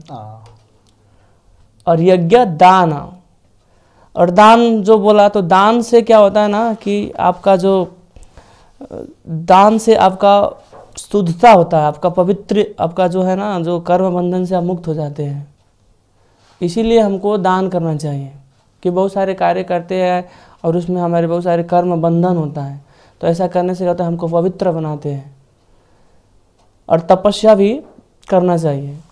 तो ये तीन चीज़ करने से क्या होता है, हमको पवित्र करते हैं। तो भगवान कृष्ण जब गीता में बोल रहे हैं कि यज्ञ दान तप कर्म, ये तीनों चीज़ को कभी भी त्याग, मतलब उसको त्यागना नहीं चाहिए, तो आपको करना चाहिए। और करने से आपको ही, क्योंकि ज़्यादा संग्रह करेंगे, आपके पास बहुत सारी चीज़ है, तो हो सकता है कि आपके घर में कोई ऐसा व्यक्ति आएगा, जन्म लेगा, कि दिन भर रात भर आपने ऐसा तपस्या किया, बहुत सारे पैसा अर्जन किया, और वो आकर एक क्षण में लुटा देगा गलत चीज़ों में। तो इससे अच्छा होगा कि किसी भक्त को सेवा करे, जो भगवान को भक्ति के लिए सुलभ वातावरण बना रहे हैं, किसी को प्रचार करने के लिए, या कोई मंदिर बन रहा है, तो उन भगवत भक्त को सेवा करेंगे, या कुछ दान देंगे, या मंदिर में देंगे, तो आपको पवित्र बनाएगा। तो आपसे यही विनती है कि दान कीजिए और स्वयं को पवित्र कीजिए, क्योंकि कृष्ण भगवान गीता में कह रहे हैं, यही चीज़ है। हरे कृष्ण। बहुत सुंदर प्रभु जी, हमारे रूपानंद प्रभु एवं रूप सनातन प्रभु जी दान के विषय में जो व्याख्यान दिए, कि जैसे प्रभु जी बताया कि दान तो सबको करना चाहिए, क्या गृहस्थ, ब्रह्मचारी, गृहस्थ, वानप्रस्थ, सन्यास, सबको दान करना चाहिए।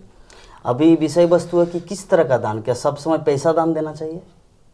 अभी ये दूसरा प्रश्न खड़ा होता है। तो अभी दान के लिए विभिन्न, जैसे हमारे शास्त्रों में श्लोक है कि ब्राह्मण का 9 प्रकार का जो कार्य, क्या है श्लोक प्रभु जी? हाँ, जजन पाठन। हाँ, तो ये भी एक प्रकार का जो खुद अपने जीवन में शास्त्रीय नीति को अप्लाई करेंगे और जगतवासियों के सामने वो शिक्षा को डिस्ट्रीब्यूट करेगा, तो ये ब्राह्मण का दान है ना।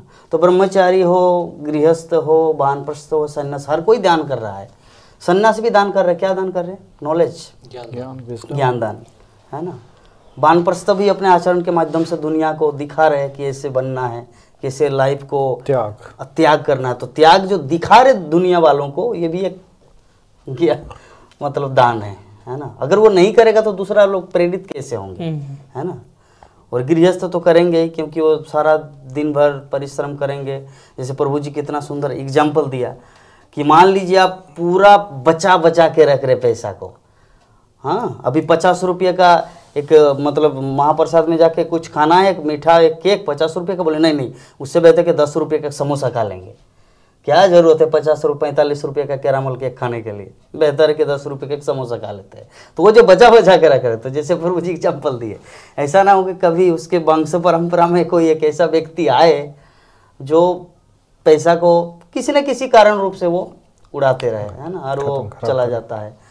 तो इसी कारण से, और प्रभु जी और एक चीज़ पॉइंट आउट किए कि दान के बारे में श्रील प्रभुपाद तो ये भी बोलते हैं, हाँ, श्रील प्रभुपाद यही बोले हैं कि दान उसी को देना चाहिए जो, जैसे हमारे इस्कॉन कृष्ण भावना में प्रचार प्रसार सारे जगत में हो रहा है लेकिन प्रभु जी का ये चीज़ उल्लेख नहीं किए कि जैसे हमारे मायापुर टीवी है, तो मायापुर टीवी जो प्रचार प्रसार सारे विश्व में कर रहे हैं, है ना, इसका जो खर्च वाईफाई का खर्च होता है, कैमरा का खर्च होता है, वो भक्तों का खर्च होता है जो यहाँ पे सेवा दे रहे।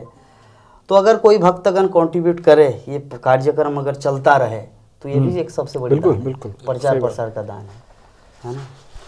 तो चलिए अभी हमारा नेक्स्ट माता जी का एक प्रश्न है, पद्मा माता जी from new Jersey USA।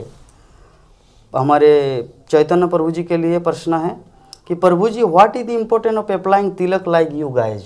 Great. मतलब तिलक करने से क्या लाभ है, जैसे आप लोग तिलक लगाए हुए हैं, क्या महत्व है इसका?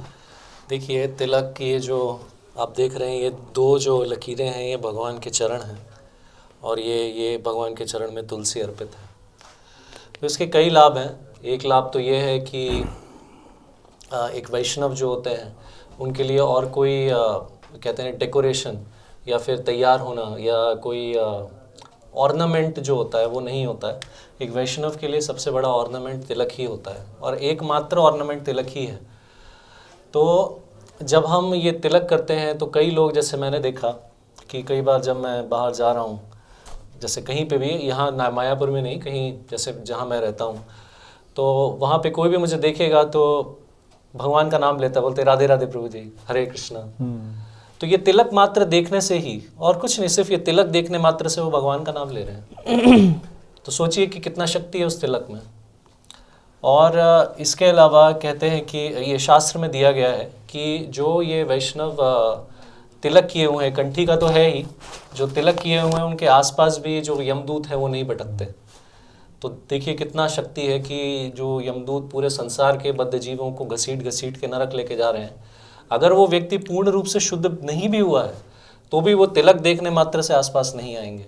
तो ये एक है। दूसरी चीज़ ये गोपी चंदन है जिसका हम तिलक करते हैं। तो ये जो गोपी चंदन है ये अपने आप में बहुत शुद्ध है। ये द्वारका की जो रज होती है, ठीक है, गोपियों के चरणों की धूल कहते हैं ना, इसलिए गोपी चंदन कहते हैं। तो वो जब हम लगाते हैं तो हमारे अंदर हमारे जो प्रारब्ध, जो कर्मों का जो प्रभाव है वो भी ख़त्म होता है।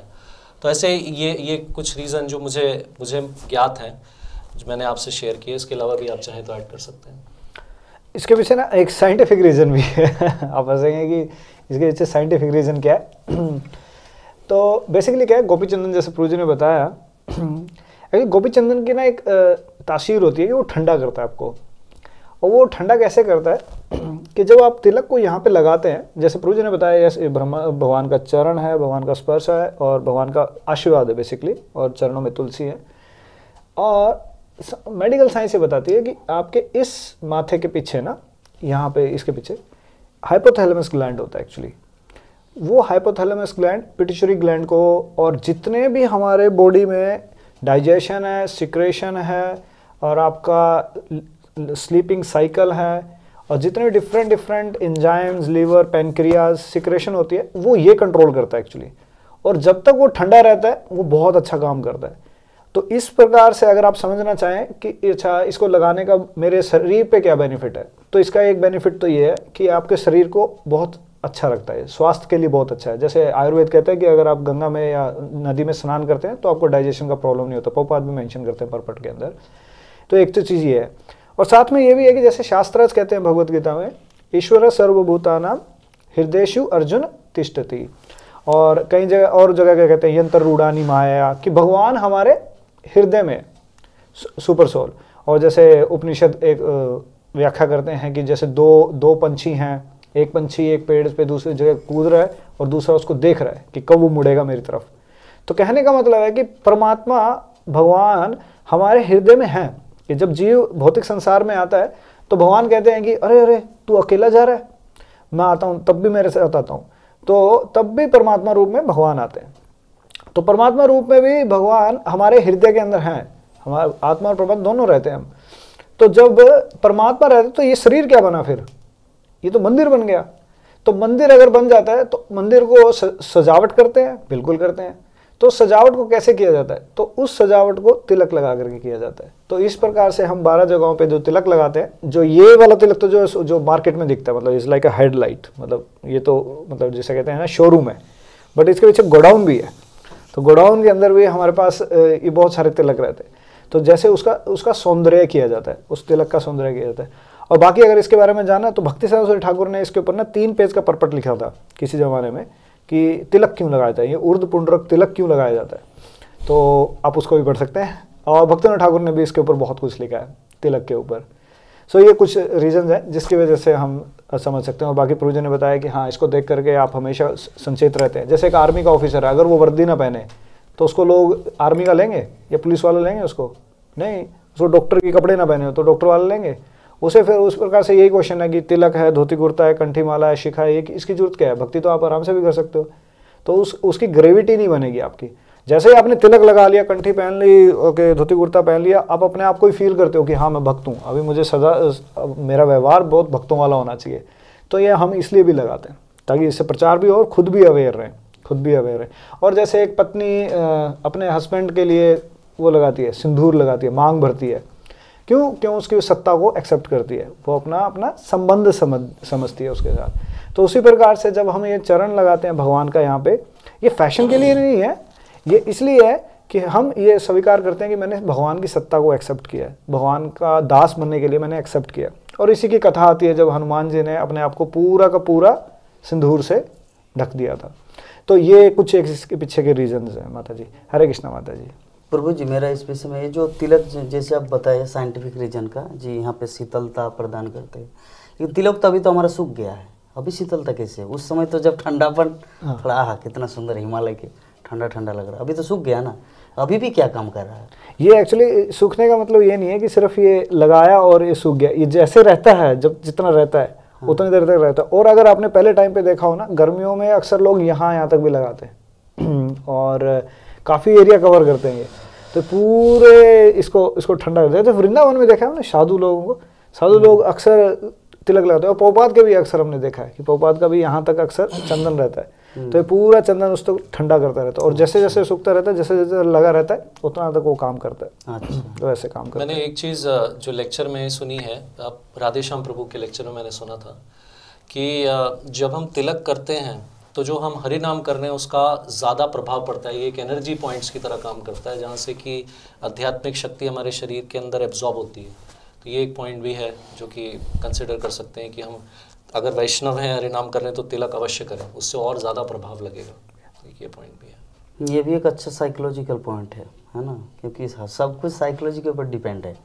हमारे आध्यात्मिक प्रगति में जो शिल प्रभुपाद जो उपदेशामृत में जो लिखे हैं कि स्पिरिचुअल जो हमारा आध्यात्मिक डिपेंड करता है हमारे मनोवृत्ति पर, है ना, मेंटल तो एटीट्यूड। तो ये भी बहुत सुंदर पॉइंट है कि अगर तिलक नहीं करेंगे, जब करेंगे तो हो सकता है अरे मैं भक्त हूँ कि नहीं रे बाबा, ऐसा कुछ फील आ सकता है, इफेक्ट नहीं करेगा। हम भौतिक उसमें है ना, चेतना में है, तो भौतिक के लिए तो काम करना पड़ेगा पहले। तो चलिए, हाँ बोलिए, बताइए। एक छोटा मैं बोलूँगा, छोटा जो मुकुंद वाला स्तोत्र में राजा कुलशेखर महाराज प्रार्थना करते हैं कि कहते हैं, यत् कृष्ण प्रतिनिपातन धूलिधम तद्वर्षम तद्वै शीर्षः ते नेत्रे तमसुचिते सूर्यचरे अभ्याम हरिदृश्य ते सा बुद्धि विमलेन्दु संख्य धावला या माधवा ध्यायिनी।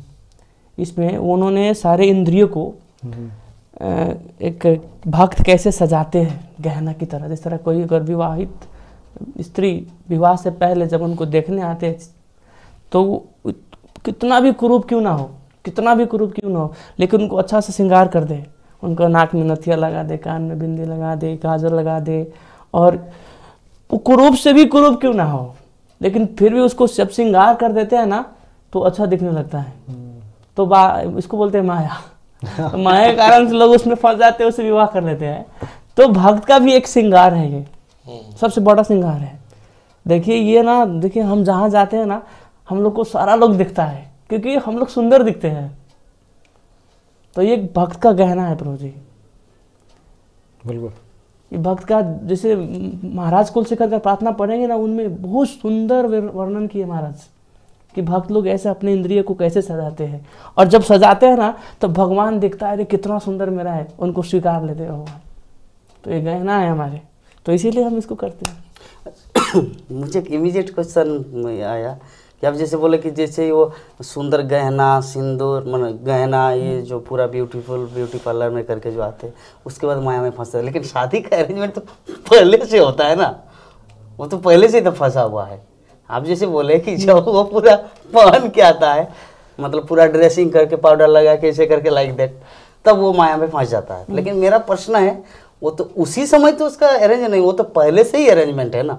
हाँ, लेकिन कहने तो का वो तो पहले से ही तो फंसा हुआ। मेरा कहने का अर्थ ये है कि लोग मतलब देखिए जब अपने आप को अगर सिंगारते तो कितना अच्छा दिखता है। हाँ। तो अगर भक्ति में श्रृंगार से आप सिंगारेंगे अपने आप को, ये भी एक श्रृंगार है। जैसे मानिए तुलसी है ना, ये भक्ति के लिए नथिया है क्योंकि वो सूंघते हैं ना। ये श्रवण जो है ना भक्त के लिए वो क्या है ना अमृत का, जैसे उसको कान में जो लगाते हैं ना माता जी लोग, क्या बोलते हैं उसको? नथनी ना, नथनी तो नाक में उसको क्या बोलते हैं? कुंडली। कुंडली। तो श्रवण भी कुंडल है। आंख जो है ना भक्तों के लिए जो भगवान का रूप दर्शन करते हैं तो ये गाजल है। ओठ से जब लोग माता जी लिपस्टिक क्या लगाती है ना वो लोग, तो भक्त लोग जब हरे कृष्णा जब करते हैं तो उनका एक ये भी एक श्रृंगार है। तो देखिए आंख से गाजल की तरह देखना, कानों से श्रवण करना कुंडल, नाक में नथिया तुलसी धारण करना, तो ये अपने इंद्रिय को एक किस्म का श्रृंगारना है ना प्रभु जी। तो ये भी एक तो श्रृंगार हुआ। बहुत सुंदर। तो चलिए हम लोग प्रोग्राम को यहीं पर ख़त्म करते। उससे पहले एक लास्ट प्रश्न जस्ट, क्योंकि ये इमरजेंसी प्रश्न आए हैं यूट्यूब चैट से, आए हैं लाइव चैट से। वो प्रश्न है अर्जुन दे का फ्रॉम लाइव चैट कि संसार में रहकर भगवान की सेवा कैसे करें और एक शांति प्रिय लाइफ कैसे बिताएं। तीनों में से कोई एक प्रश्न क्या है एक बार? कि संसार में रहकर भगवान की सेवा कैसे करें और एक शांति प्रिय लाइफ कैसे बिताएं। बोलिए रूपमान। ओके अच्छी बात यह है कि अब ये जानते हैं संसार में है, तो प्रैक्टिकली स्पीकिंग तो जब भी भक्ति अगर करना है या संसार में रह करके काम करना है तो हमें भक्तों की अनुगत होकर के करना चाहिए। क्योंकि जैसे सपोज करो आपको किसी रास्ते पे चलना है और आपको यहाँ पे अंधकार दिख रहा है उस रास्ते पे, या आपको उस रास्ते का पता नहीं है, तो आप किससे पूछेंगे?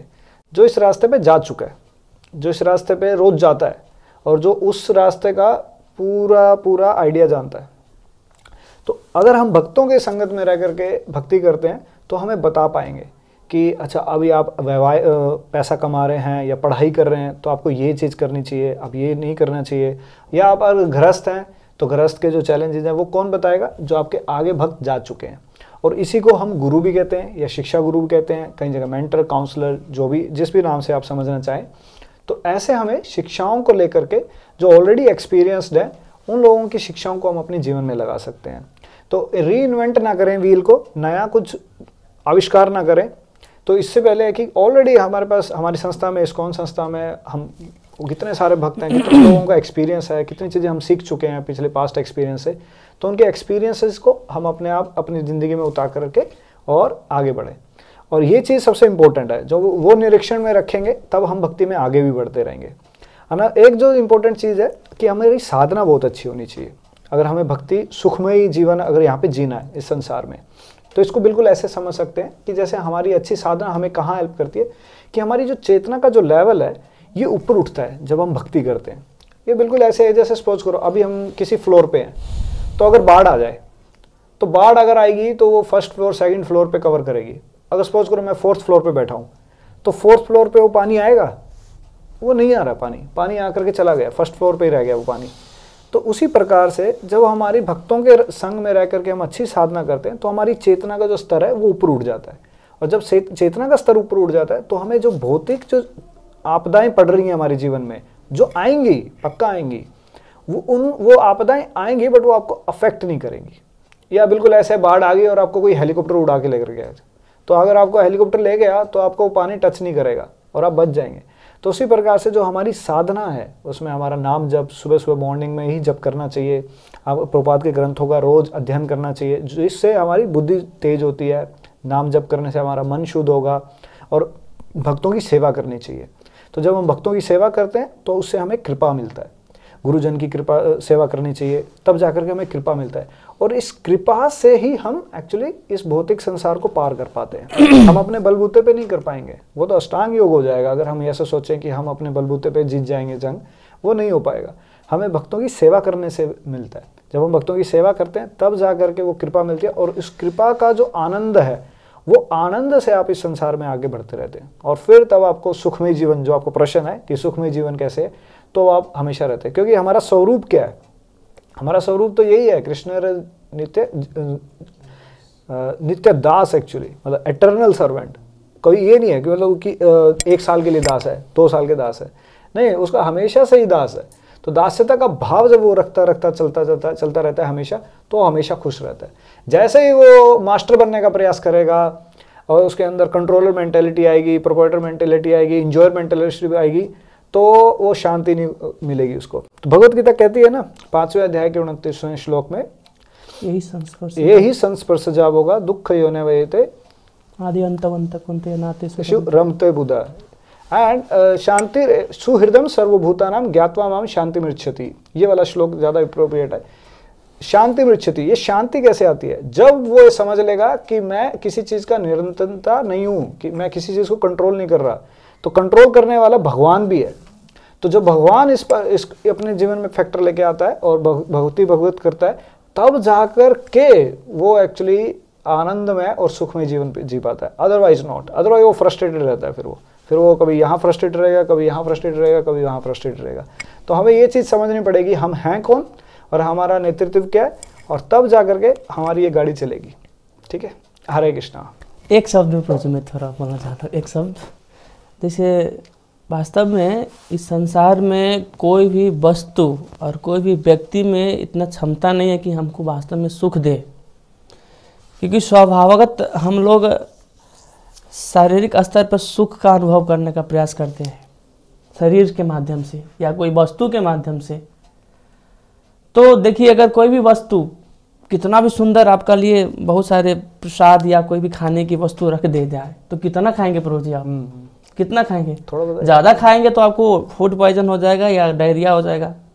और शुरू में लगा कि मैं सारा खाऊंगा। तो आनंद का अर्थ है कि जितना मात्रा में भी स्वीकारे, उसको जो है त्यागने का मन ना है, उसको वास्तव में सुख बोलते हैं। लेकिन हम लोग ना, देखिए संसार में सुख तो भोगते हैं, लेकिन कितने समय तक? जैसे बोला ये संस्पर्श जाब होगा दुख है, ये वो ना, ये बता आदि अंत कौन थे। हे कौन था? हे अर्जुन, इस संसार का जो सुख है ना, इसका थोड़ा देर के लिए शुरू भी है और थोड़ा समय के बाद अंत है। तो देखिए संसार का भोग्य वस्तु जो है, उसमें जैसे मोबाइल हुआ, कुछ समय के लिए मनाया कि ना मोबाइल, फिर बाद में जो है चलो हटाओ। वस्तु में भी उतना क्षमता नहीं कि हमको सुख दे, और कोई भी व्यक्ति, इस व्यक्ति में भी उतना क्षमता नहीं कि हमको सुख दो। तो कहने का अर्थ यह है कि हम सब शरीर के स्तर पे और मन के स्तर पर सुख भोगने का प्रयास कर रहे हैं, लेकिन हम तो स्वभावगत आत्मा है। तो जब आत्मा परमात्मा की भक्ति में लग जाता है, सबई पुंसा परो धर्म ये तो भक्ति अधुक चरे अहितु की अप्रतिहता, ये आत्मा सुप्रसिद्ध थी। जब आत्मा अपने वास्तविक स्वरूप को जागृत करते हैं और उनको पता होता है कि मैं अहितु की अप्रतिहता रूप से मैं भगवान का सेवा करूंगी, तो ये आत्मा सुप्रसिद्ध थी। तो वास्तव में आत्मा जो है प्रसन्न होता है और अनंत काल तक, जिस तरह महाप्रभु शिक्षाश्रम में कहते हैं, आनंदम बुद्धिवर्धनम प्रतिपदम, हर पद पर आनंद का वर्धन हो रहा है, समुंदर के समान बढ़ रहा है, कभी कमी नहीं हो रहा है ना, उसमें थोड़ी रुकावट है। तो कहने का अर्थ है कि भक्ति आनंद से संबंधित चीज है, और संसार का सुख जो है ये कुछ समय के लिए है। तो हमको ये संसार के व्यक्ति वस्तु में सुख नहीं खोजना है, आपको क्या करना है? भगवान के भक्ति में और भगवान के भक्त की सेवा में लगना है। हरे कृष्णा। हरे कृष्णा। बहुत सुंदर हमारे प्रभु जी आंसर दिए इस प्रश्न को लेकर। हम रूपानुग प्रभु जी से बहुत ही प्रभावित है कि प्रभु जी जो एक चीज़ 2 बार यूज किए, एक ही मतलब जो 2 प्रकार के अलग अलग प्रश्न आए थे, लेकिन प्रभु जी उत्तर में अनुगत 2 चीज़ 2 बार उल्लेख किया था। अनुगत मतलब हम लोग भक्ति इंडिविजुअली अकेले में नहीं कर सकते, किसी न किसी एक का मतलब आश्रय हम लोग को चाहिए। जैसे पत्नी के लिए पति आश्रय है, एक ब्रह्मचारी के लिए उनका गुरुदेव आश्रय है, एक गृहस्थ के लिए जैसे प्रभु जी एग्जाम्पल दिए, एक जो सीनियर गृहस्थ है जो ऑलरेडी इस पथ में चल चुके हैं, जैसे एग्जांपल दिए जो वन का, जंगल का, कि ऑलरेडी वहाँ पे रास्ता बन चुका है तो वहीं पर जाना है, क्या बेकार टाइम पास करेंगे इधर उधर जाके, जस्ट उधर से ही दौड़िए। और दूसरा एग्जांपल प्रभु जी शास्त्र का भी दिया कि शास्त्र में ऑलरेडी प्रमाणित किया जा चुका है कि सूर्य का पृथ्वी का, जो पिछले क्वेश्चन में, हाँ, तो वो सब हमारे यहाँ उपलब्ध है। और महाजन जनगत सपन था, तो बहुत सुंदर रूप से प्रभु जी समझाए। तो इसके माध्यम से हम लोग को एक ही चीज़ करना है कि जो भक्ति हम लोग को करना है, उपस्थित जो भी कर रहे हैं या करेंगे, किसी न किसी एक भक्त के अनुगत रह के ही करना है। और प्रभु जी का नाम जो सार्थक हुआ, मुझे आज फील हुआ कि रूपानुग प्रभु जी सच में रूप गोस्वामी को फॉलो करते हैं, रूपानुग। तो चलिए, इस प्रकार आज का जो हमारा प्रोग्राम यहीं पर हम लोग विराम देते हैं। उपस्थित जितने सारे हमारे YouTube viewers, Facebook Mayapur TV viewers और लाइव के, मैं उन सब से माफ़ी भी चाहता हूँ अगर किसी का प्रश्न आया है लेकिन हम लोग उसको नहीं प्रेजेंट कर पाए। कोई बात नहीं, प्रश्न आप लोगों का रखा रहेगा और किसी न किसी दिन उसको पूछा जाएगा। तो चलिए, हम लोग यहीं पर विराम देते हैं आज की कथा को। हरे कृष्णा कृष्णा कृष्णा हरे हरे, हरे राम राम राम हरे हरे। जय जगत गुरु शिल प्रभुपाद की जय, श्री धाम मायापुर की जय, ग्रंथराज श्रीमद् भागवत महापुराण की जय, अनंत कोटि वैष्णव भक्तवृंद की जय, समवेत गौर भक्तवृंद की जय, निताय गौर प्रेमानंदे। हरि हरि बोल। पंचा कल्पतरुभ्यश्च कृपा सिंधु भैरव वैष्णवी।